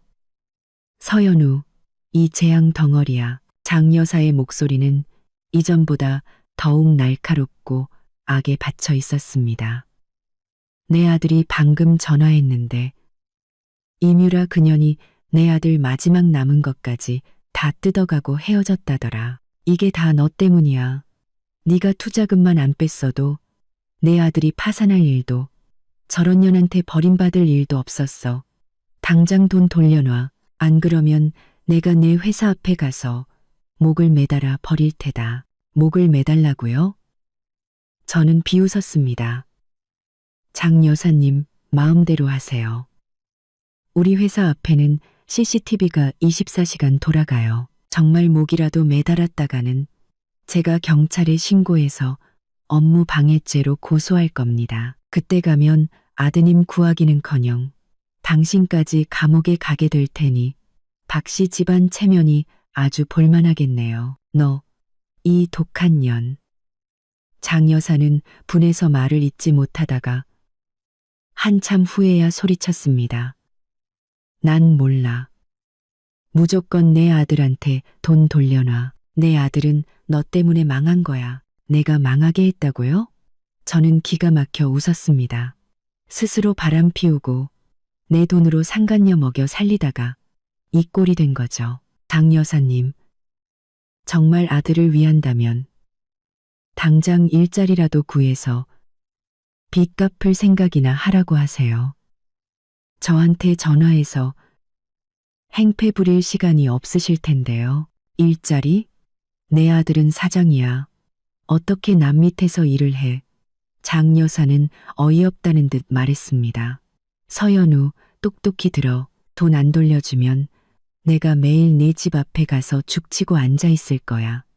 너도 편하게 못 살게 할 테다. 마음대로 하세요. 저는 경멸하며 말했습니다. 우리 집엔 경비원이 있어요. 문 앞에서 행패 부렸다가는 바로 쫓겨날 겁니다. 그러다 다치기라도 하면 제 탓하지 마시고요. 오리술은 정비, 마루찔은 정비원. 제 탓하지 마시고요. 저는 그대로 전화를 끊고 휴대폰을 던져버렸습니다. 장 여사는 정말 구제불능이었습니다. 이 지경이 되어서도 아들이 사장이라며 남 밑에서 일할 수 없다고 하다니 정말이지 가소롭고 한심했습니다. 저는 물 한 잔을 마셨습니다. 박준호는 이뮤라에게 버림받고 장 여사는 옆에서 깽판이나 치고 있으니 지금쯤 머리가 터질 지경이겠죠. 하지만 이걸로는 부족했습니다. 저는 그가 모든 고통과 절망을 맛보게 할 작정이었습니다. 자신의 배신이 얼마나 끔찍한 결과를 낳았는지 뼈저리게 느끼게 해줄 것이었습니다. 이제 제 진짜 정체를 알려줄 시간이군요. 제가 서진 그룹의 유일한 상속녀이며 그가 상상하는 것 이상의 부를 가졌다는 사실을 알게 되면 과연 어떤 표정을 지을지 궁금했습니다. 저는 비서에게 전화를 걸었습니다. 내일 오전 10시 서진그룹 본사에서 기자회견을 열겠습니다. 제 신분을 공식적으로 밝힐 겁니다. 그리고 박준호와 이뮤라의 추악한 관계에 대해서도 언론에 살짝 흘려주세요. 잔치를 한번 제대로 벌여보죠. 네, 아가씨. 바로 준비하겠습니다. 다음 날 아침 9시. 아침 식사를 마치자 집사가 공손하게 다가와 말했습니다.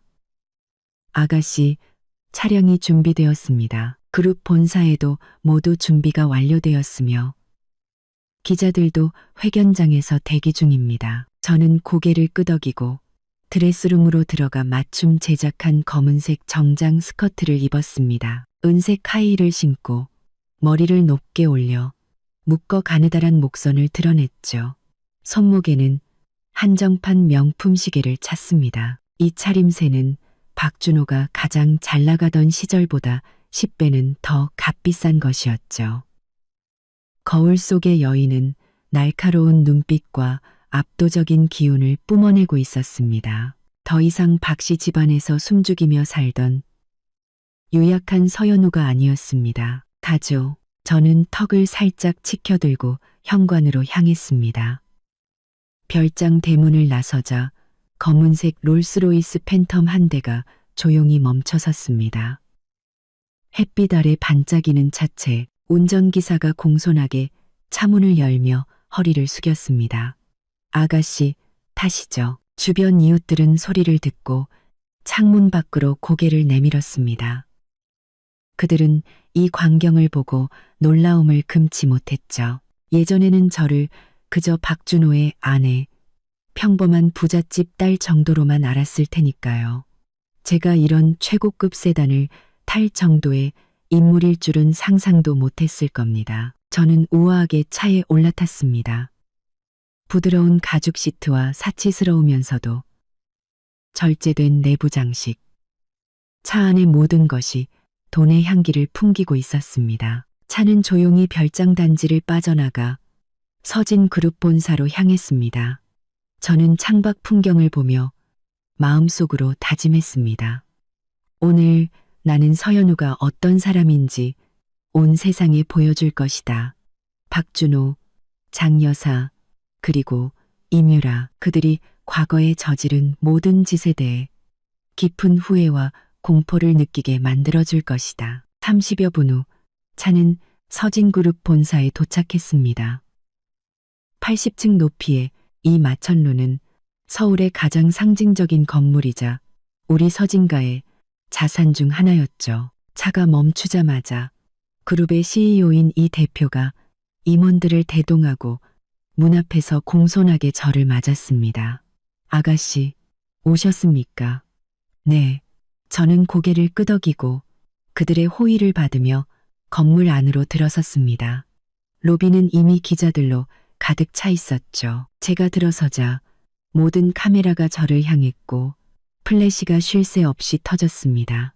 기자들은 앞다투어 제게 몰려들었습니다. 서연우 씨, 정말 서진그룹의 상속녀가 맞으십니까? 서연우 씨, 왜 그동안 신분을 숨겨오셨습니까? 서연우 씨, 박준호 씨 회사의 파산이 정말 당신과 관련이 있는 겁니까? 저는 손을 들어 모두를 조용히 시켰습니다.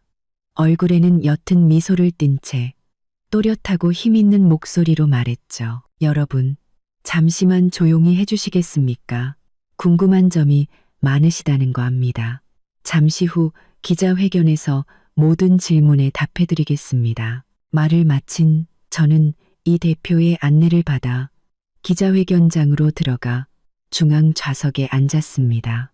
회견장은 전국의 언론사와 재계의 유명 인사들로 가득 차 있었죠. 저는 그들을 한번 둘러보고는 마이크를 잡고 천천히 입을 열었습니다. 여러분, 안녕하십니까? 저는 서연우, 서진그룹의 유일한 상속녀입니다. 그 한마디에 회견장은 순식간에 폭발했습니다. 기자들은 다시 흥분하기 시작했고 플래시 세례가 쏟아졌죠. 서연우 씨, 정말 서진그룹의 상속녀라니. 너무 충격적입니다. 서연우 씨, 서진그룹은 자산이 수천억에 달하는 국내 최고의 기업입니다. 유일한 상속녀이신데 왜 박준호 씨와 결혼하고 그의 창업까지 지원하셨습니까? 서연우 씨, 박준호 씨 회사의 파산이 정말 당신이 의도한 것입니까? 저는 옅은 미소를 지으며 침착하게 대답했습니다. 첫째, 제가 서진그룹의 유일한 상속녀라는 것은 사실입니다. 이 점은 잠시 후 제 아버지 서진그룹 서진웅 회장님께서 영상으로 직접 확인해 주실 겁니다. 둘째, 제가 박준호 씨와 결혼했던 것은 그가 성실하고 진취적인 사람이라고 믿었기 때문입니다. 그에게 기회를 주고 싶었습니다. 그의 창업을 지원한 것 또한 그가 성공해서 제 기대를 저버리지 않기를 바랐기 때문입니다. 하지만 제 목소리 톤이 갑자기 얼음장처럼 차가워졌습니다. 그는 제 신뢰를 악용했습니다. 제 돈으로 혼인 중에 바람을 피우고 상간녀를 먹여 살렸으며 심지어 그의 어머니와 함께 저와 제 가족을 기만하려 했습니다. 그래서 제가 투자금을 회수한 것이고 그의 회사가 파산한 것은 전적으로 그의 자업자득입니다. 결혼을 배신하고 은혜를 원수로 갚은 자의 당연한 말로일 뿐입니다. 말을 마친 저는 비서에게 신호를 보내 박준호와 이뮤라의 다정한 사진, 녹음 파일, 그리고 장 여사가 저를 구박했던 증거들을 대형 스크린에 띄웠습니다. 스크린의 내용을 본 기자들은 모두 경악을 금치 못했습니다. 회견장은 순식간에 술렁였죠. 세상에 박준호가 저런 인간이었다니. 아내 돈으로 바람 피우고 상간녀를 먹여 살려? 어머니까지 합세해서 며느리를 속이고 구박했다고? 정말 너무하군. 기자들의 비난이 빗발쳤고 모두가 분노와 경멸의 눈으로 스크린을 쳐다봤습니다. 바로 그때 제 휴대폰이 울렸습니다. 박준호였습니다. 저는 눈썹을 한번 치켜 올리고는 스피커폰으로 전화를 받았습니다. 서연우, 너 지금 뭐 하는 짓이야? 박준호의 목소리는 히스테릭한 광기로 가득 차 있었습니다. 네가 서진그룹 상속녀라고? 왜 나한테 숨겼어? 처음부터 날 갖고 놀 작정이었지. 회견장의 모든 시선이 제 휴대폰으로 쏠렸습니다. 저는 비웃으며 휴대폰에 대고 말했죠. 박준호, 내가 당신한테 신분을 숨긴 건 당신이 내 정체를 알 자격이 없는 사람이라고 생각했기 때문이야. 나는 당신이 줏대 있고 진취적인 사람인 줄 알았지.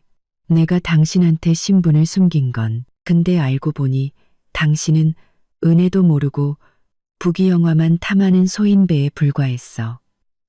내 돈으로 바람 피우고 상간녀 먹여 살릴 땐 이런 결말이 올 거라고 생각 못 했나? 너, 이 독한 년. 내가 정말 눈이 삐었지.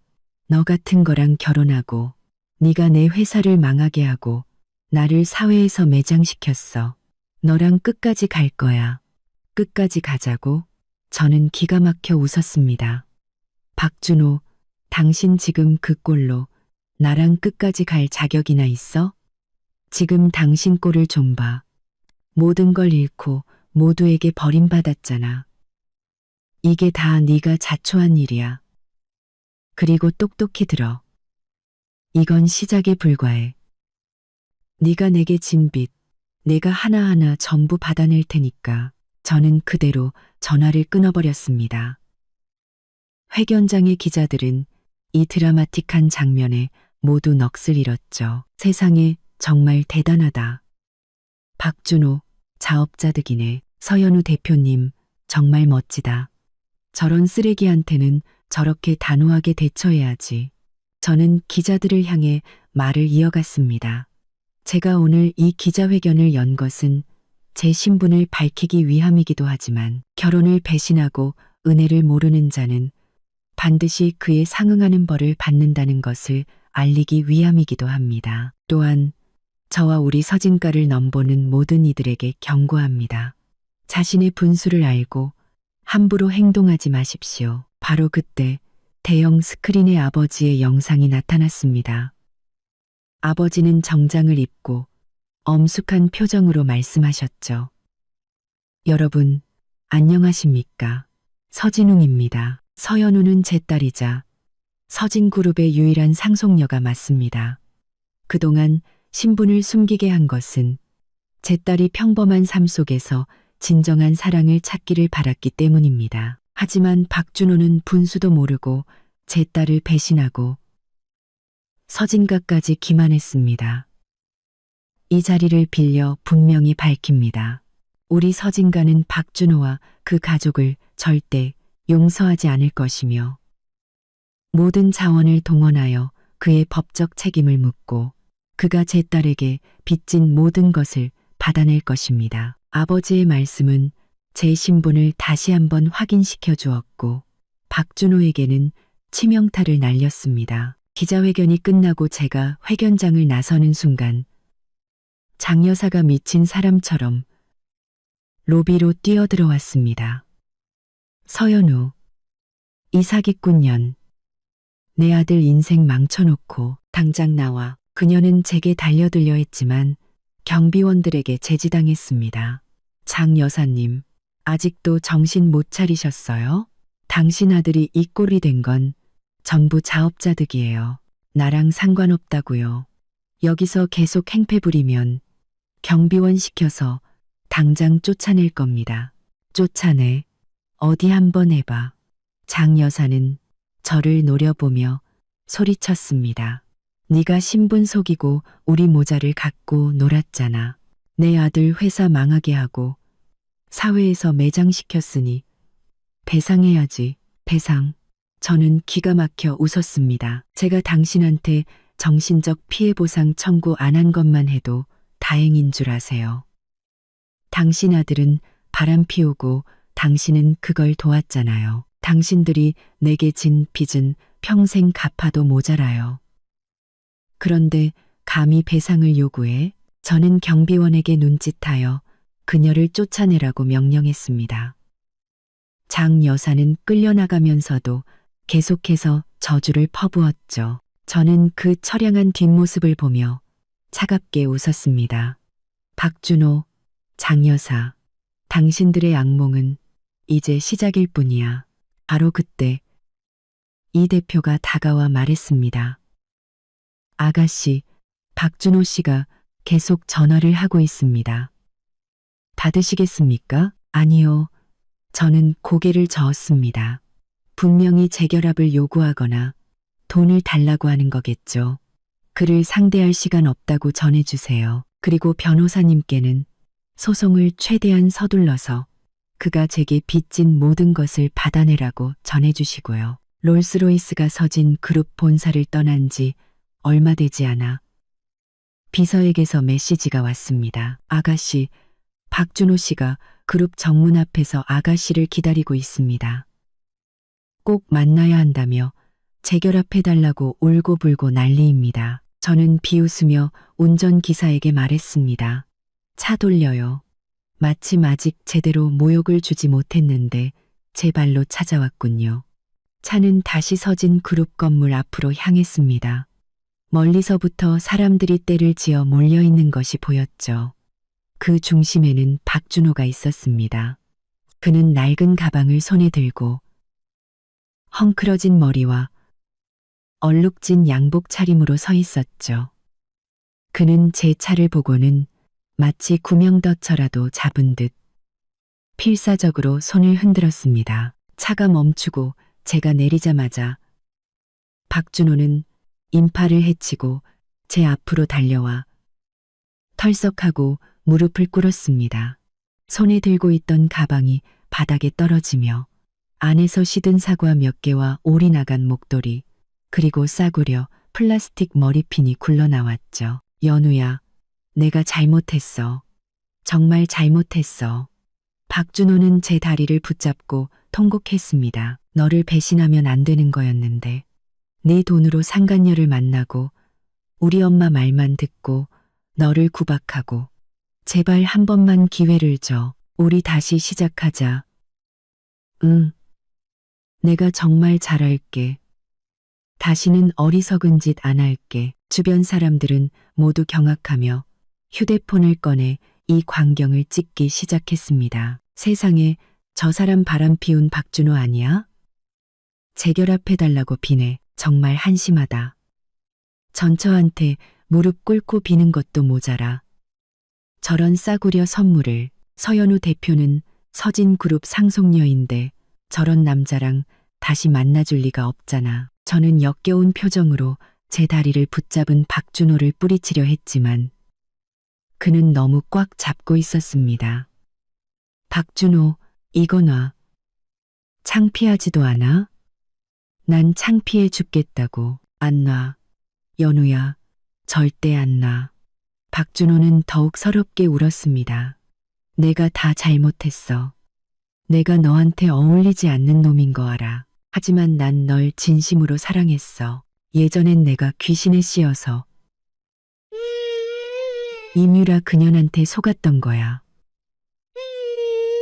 이제 그 여자의 진짜 모습을 알았어.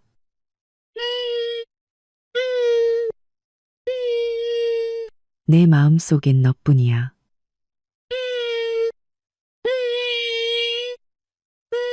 연우야. 진심으로 사랑했다고?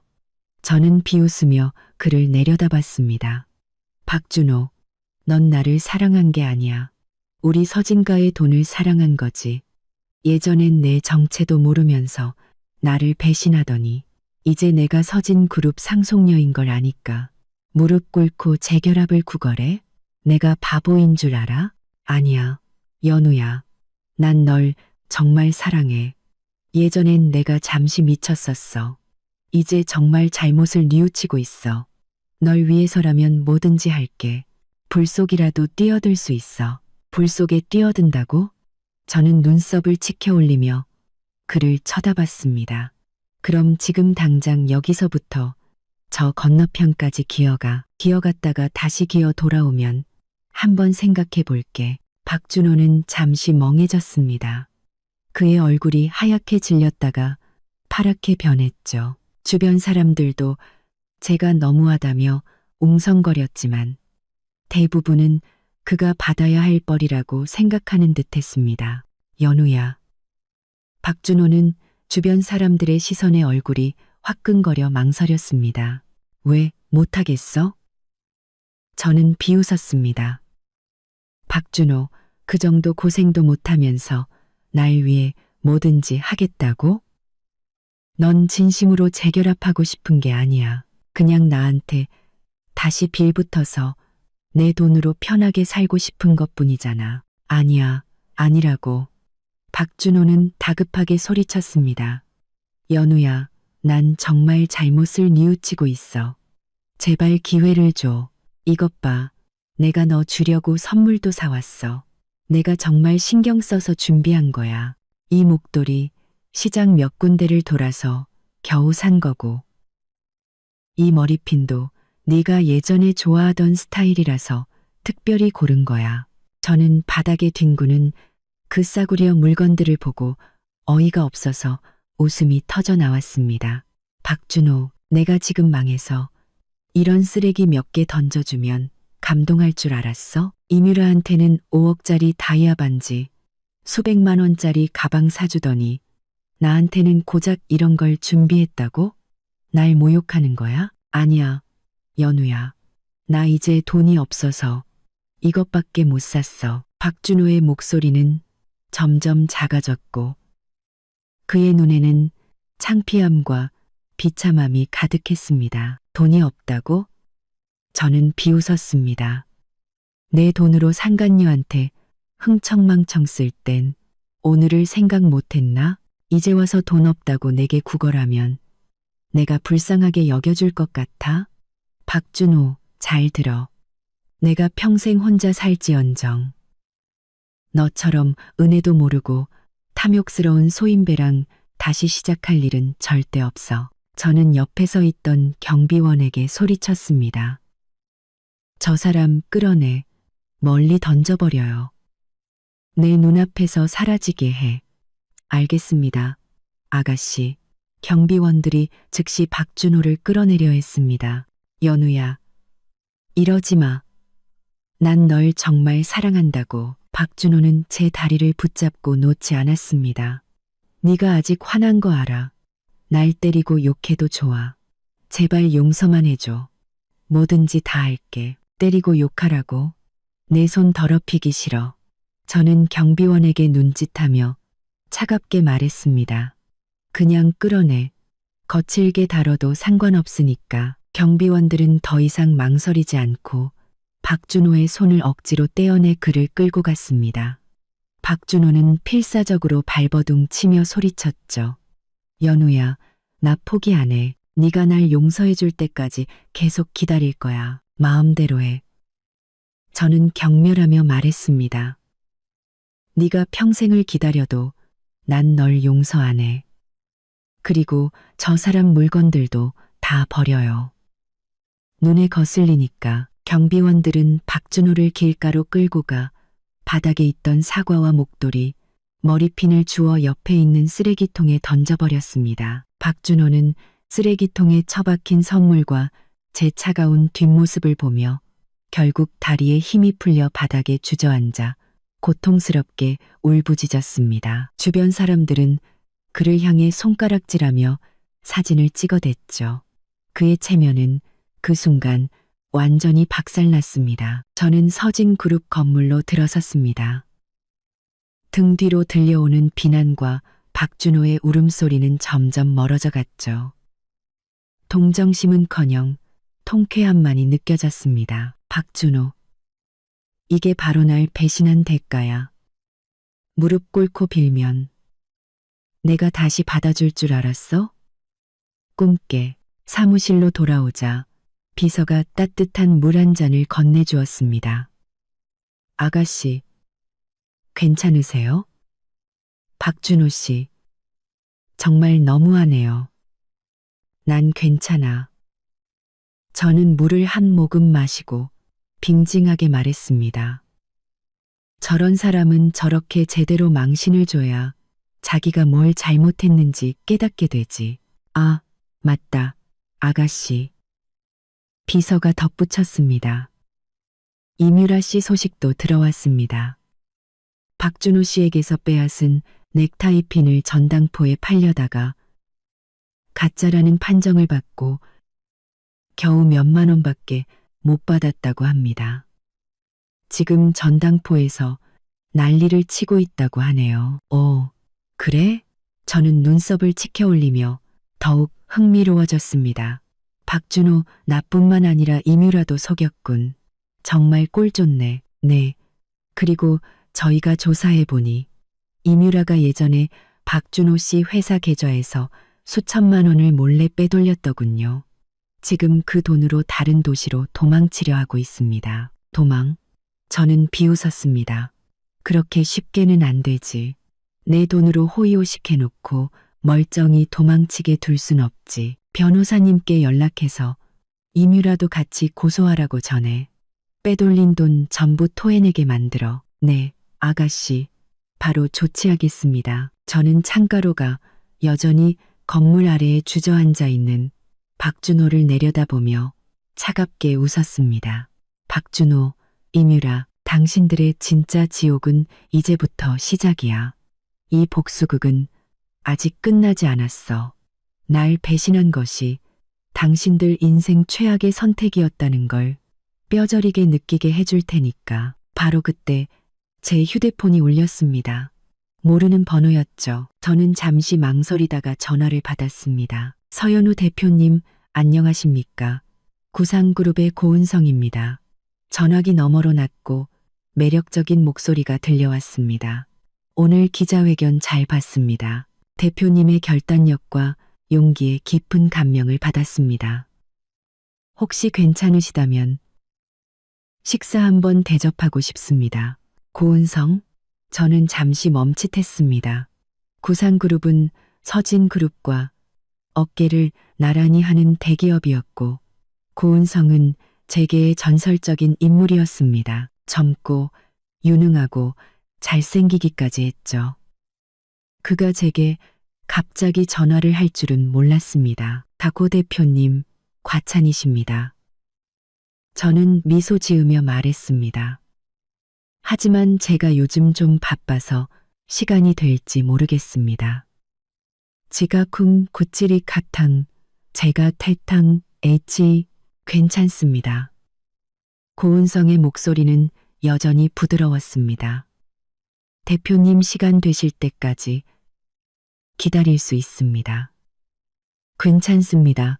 사실 제가 염두에 둔 협력 프로젝트가 있는데 서진그룹과 잘 맞을 것 같아 직접 뵙고 말씀드리고 싶었습니다. 식사는 그저 곁들이는 것뿐입니다. 협력 프로젝트라는 말에 제 마음이 움직였습니다. 구상그룹의 역량은 막강했죠. 그들과 협력한다면 서진그룹의 성장에 큰 도움이 될 것이었습니다. 좋습니다. 저는 고개를 끄덕였습니다. 그럼 내일 저녁 7시 월드 호텔 스카이라운지 괜찮으시겠습니까? 물론입니다. 고은성의 목소리에 웃음기가 섞여 있었습니다. 그럼 내일 뵙겠습니다. 서 대표님, 전화를 끊고 저는 조금 설레는 마음을 느꼈습니다. 고은성이라는 이름은 익히 들어왔지만 만날 기회는 없었죠. 우리가 이런 식으로 인연을 맺게 될 줄은 몰랐습니다. 이뮤라는 전당포에서 한바탕 난리를 피운 끝에 고작 30만 원을 손에 쥐었습니다. 그녀는 그 구겨진 지폐를 들고 길거리에 서서 오가는 고급 차들을 보며 분노를 사겼죠. 자신이 지금쯤이면 명품을 걸치고 고급 주택에 사는 박 사모님이 되어 있어야 하는데 이제는 한 끼 식사도 걱정해야 하는 신세가 되다니. 모든 게 박준호, 그 사기꾼 때문이었습니다. 박준호, 감히 날 속여? 이뮤라는 이를 악물었습니다. 그때 그녀는 예전에 박준호의 서류를 정리하다가 이상한 송금 기록을 봤던 것을 떠올렸습니다. 분명 프로젝트 경비라고 적혀 있었는데 수신 계좌는 개인 계좌였죠. 그녀는 직감했습니다. 박준호가 몰래 회사 자금을 빼돌린 것이라고. 그녀의 머릿속에 악독한 생각이 스쳐 지나갔습니다. 박준호가 자신을 이렇게 만들었으니 자신도 그를 가만둘 수 없었습니다. 그 증거를 폭로해서 박준호를 완전히 매장시켜 버리겠다고 결심했죠. 이뮤라는 곧장 허름한 여관으로 돌아가 예전에 몰래 복사해 두었던 USB를 찾아냈습니다. 안에는 의심스러웠던 모든 송금 기록과 재무제표, 그리고 박준호가 위조했던 계약서 파일까지 고스란히 들어있었죠. 그녀는 그 USB를 들고 시내에서 가장 큰 언론사로 향했습니다. 제보할 게 있습니다. 박준호가 공금을 횡령했어요. 증거도 있습니다. 박준호라는 이름에 기자들의 눈이 번쩍 뜨였습니다. 요즘 가장 뜨거운 인물이었으니까요.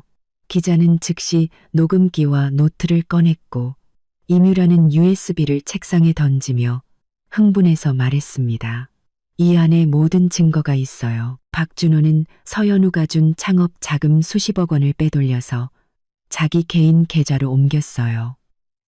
그 돈으로 저한테 선물 사주고 몰디브 허니문도 간 거고요. 그 사람 회사 진작에 껍데기뿐이었어요. 기자들은 USB를 확인하고는 이게 대박 기사감임을 직감했습니다. 그들은 임유라를 인터뷰하고 증거 사진까지 찍었죠. 2시간이 채 되지 않아 박준호, 혼외정사의 공금 횡령까지 피해액 수십억 원이라는 기사가 모든 언론사 헤드라인을 장식했습니다. 그 시각 박준호는 길거리 포장마차에서 컵라면에 소주를 마시고 있었습니다. 서연우가 마음을 돌려줄 거라는 헛된 희망을 품은 채로요. 그때 한 행인이 그를 알아보고 소리쳤습니다. 저기 봐, 저 사람이 박준호야. 공금 횡령한 사기꾼. 사람들이 순식간에 몰려들어 그를 향해 손가락질하며 사진을 찍어댔습니다. 저런 인간이었어? 아내 돈으로 바람 피우고 공금까지 횡령하다니. 감옥에나 가라. 박준호는 겁에 질려 도망치려 했지만 인파에 갇혀 꼼짝할 수 없었죠. 그때 그의 휴대폰이 울리기 시작했습니다. 비톡촉 전화였죠. 박준호, 이 사기꾼아. 내 횡령 기사 다 떴어. 당장 내 돈 갚아. 안 그러면 경찰에 신고할 거야. 전화는 쉴 새 없이 걸려왔습니다. 박준호는 쏟아지는 뉴스 기사를 보고 미친 듯이 고개를 저었습니다. 그는 임유라에게 전화를 걸어 소리쳤죠. 임유라, 내 짓이지. 네가 폭로한 거지. 전화기 너머로 임유라의 비웃음 섞인 목소리가 들려왔습니다. 박준호, 이제 알았어? 맞아. 내가 했어. 누가 날 속이래? 넌 감옥에나 가서 평생 죗값 치러. 난 내일 다른 도시로 떠나니까 다시는 날 찾을 생각 마. 임유라는 그대로 전화를 끊고 그를 차단해버렸습니다. 박준호는 멍하니 서 있다가 인파를 헤치고 미친 듯이 달리기 시작했습니다. 그는 한참을 달려 어느 외진 골목에 이르러서야 벽에 기댄 채 숨을 헐떡였습니다. 기름때 묻은 양복, 헝클어진 머리, 그의 비참한 모습. 그는 결국 무너져 내렸습니다. 머리를 감싸고 웅크린 채 고통스럽게 흐느꼈죠. 바로 그때 검은 세단 한 대가 골목 입구에 멈춰 섰습니다. 정장을 입은 남자 2명이 내려 박준호에게 다가왔습니다. 박준호 씨, 저희는 서연우 대표님의 변호인단입니다. 서 대표님께서 당신을 공금, 횡령 및 유책 행위로 정식 고소했습니다. 저희와 함께 가주시죠. 박준호는 절망적인 눈으로 그들을 쳐다봤습니다. 싫어. 난 돈 없어. 감옥 가기 싫어. 그건 당신이 결정할 문제가 아닙니다. 변호사는 차갑게 말했습니다. 당신 명의의 모든 자산은 동결될 것이고 지금 입고 있는 옷과 시계까지 전부 경매에 붙여져 빚을 갚는 데 쓰일 겁니다. 박준호는 결국 변호인단에 의해 강제로 차에 태워졌습니다. 그는 이번에야말로 정말 끝났다는 것을 직감했죠. 차는 서진그룹 건물 앞에 멈춰섰고 그는 제 사무실로 끌려왔습니다. 문이 열리고 책상 뒤에 앉아있는 저를 본 박준호의 목소리가 떨렸습니다.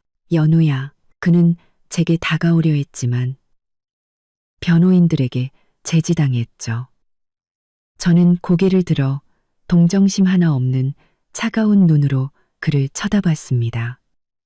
박준호, 또 보네요. 이렇게 빨리 이 꼴이 될 줄은 몰랐는데. 연우야, 내가 잘못했어. 정말 잘못했어. 박준호는 통곡했습니다. 공금 횡령도, 너를 배신한 것도 다 내 잘못이야. 제발 한 번만 기회를 줘. 내가 평생 죗값 치를게. 기회? 저는 비웃었습니다. 내가 수없이 줬던 기회들 전부 걷어찬 건 당신이야. 박준호, 당신이 저지른 죄는 법의 심판을 받아야 해. 지금 와서 뭘 해도 늦었어. 당신을 기다리는 건 차가운 감옥뿐이야. 결국 박준호는 연우야, 제발 날 용서해줘. 라고 울부짖으며 끌려나갔습니다.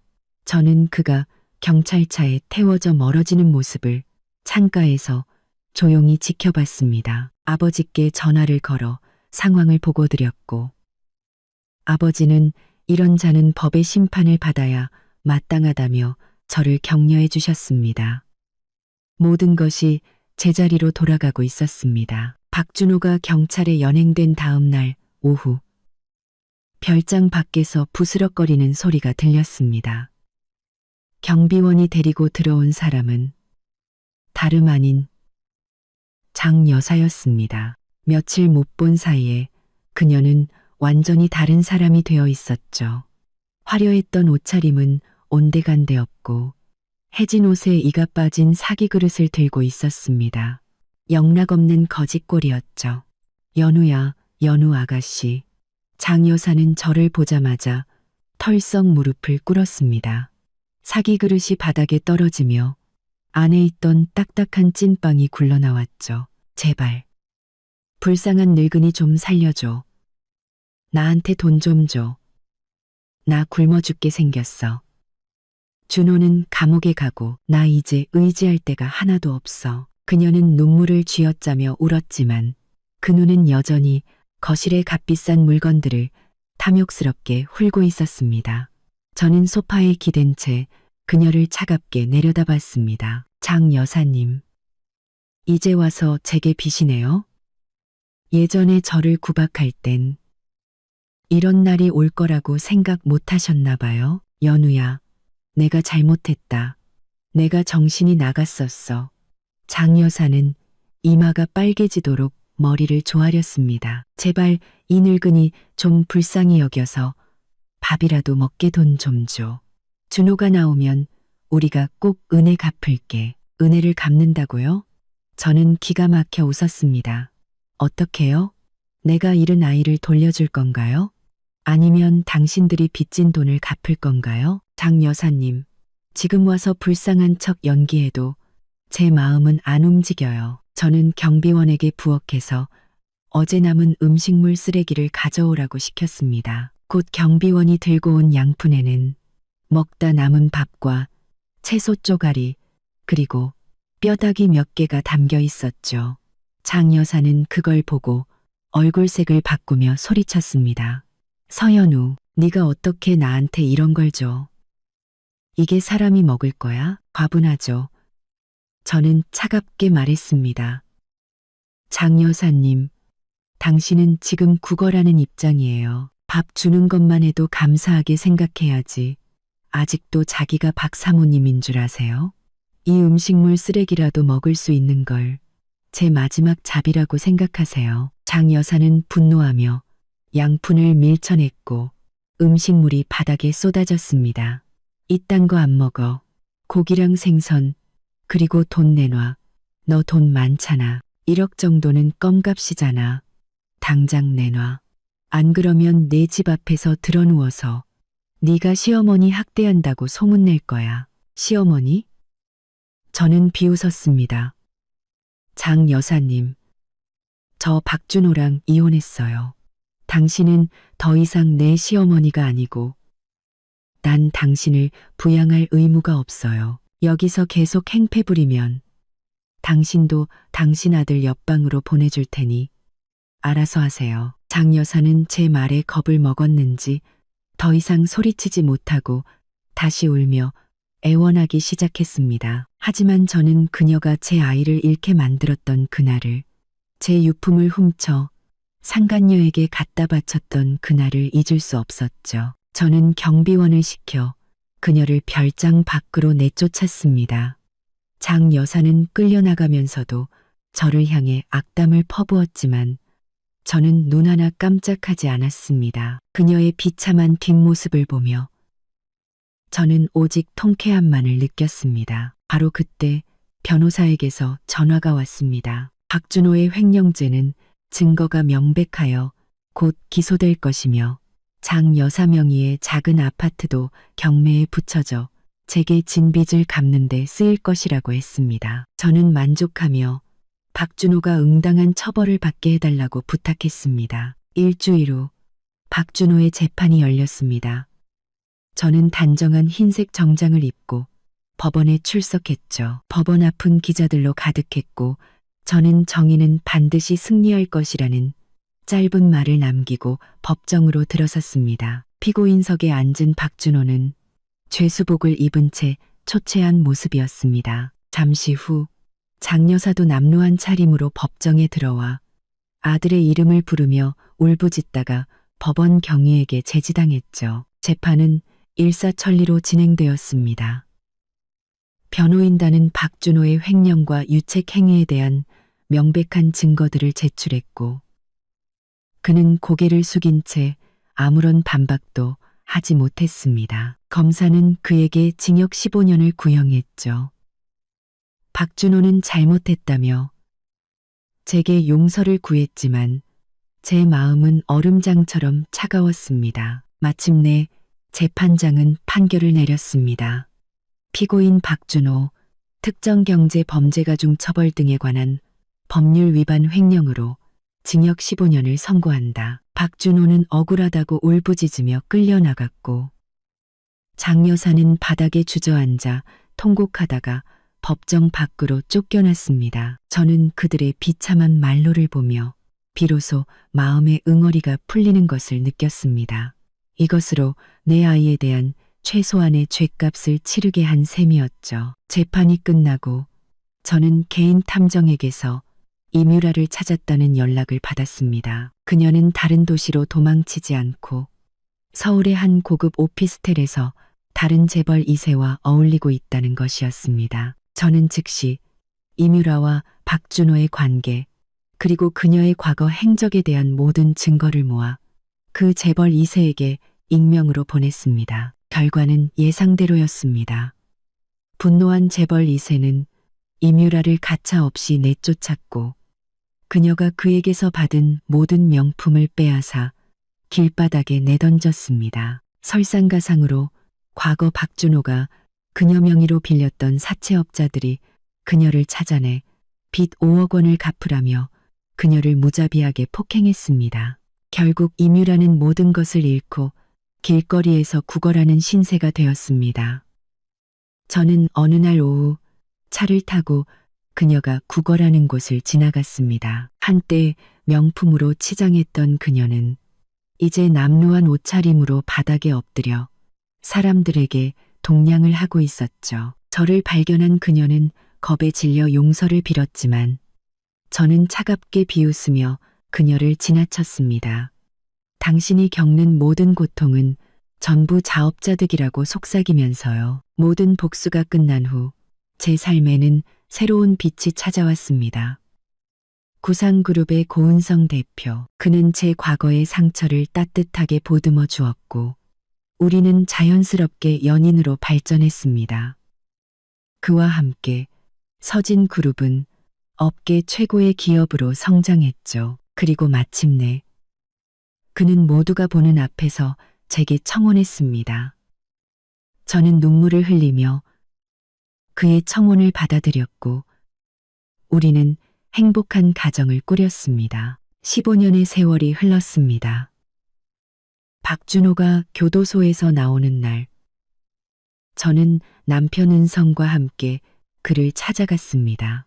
15년의 옥살이는 한때 잘 나가던 사업가를 초라한 노인으로 만들어 놓았죠. 그는 행복하게 웃고 있는 우리 부부의 모습을 보고 충격과 비참함의 말을 잇지 못했습니다. 저는 그에게 그의 어머니 장 여사가 병으로 외롭게 죽었다는 사실과 이뮤라가 폭행 후유증으로 정신병원에 있다는 사실을 전해주었습니다. 박준호는 결국 무너져 내렸습니다.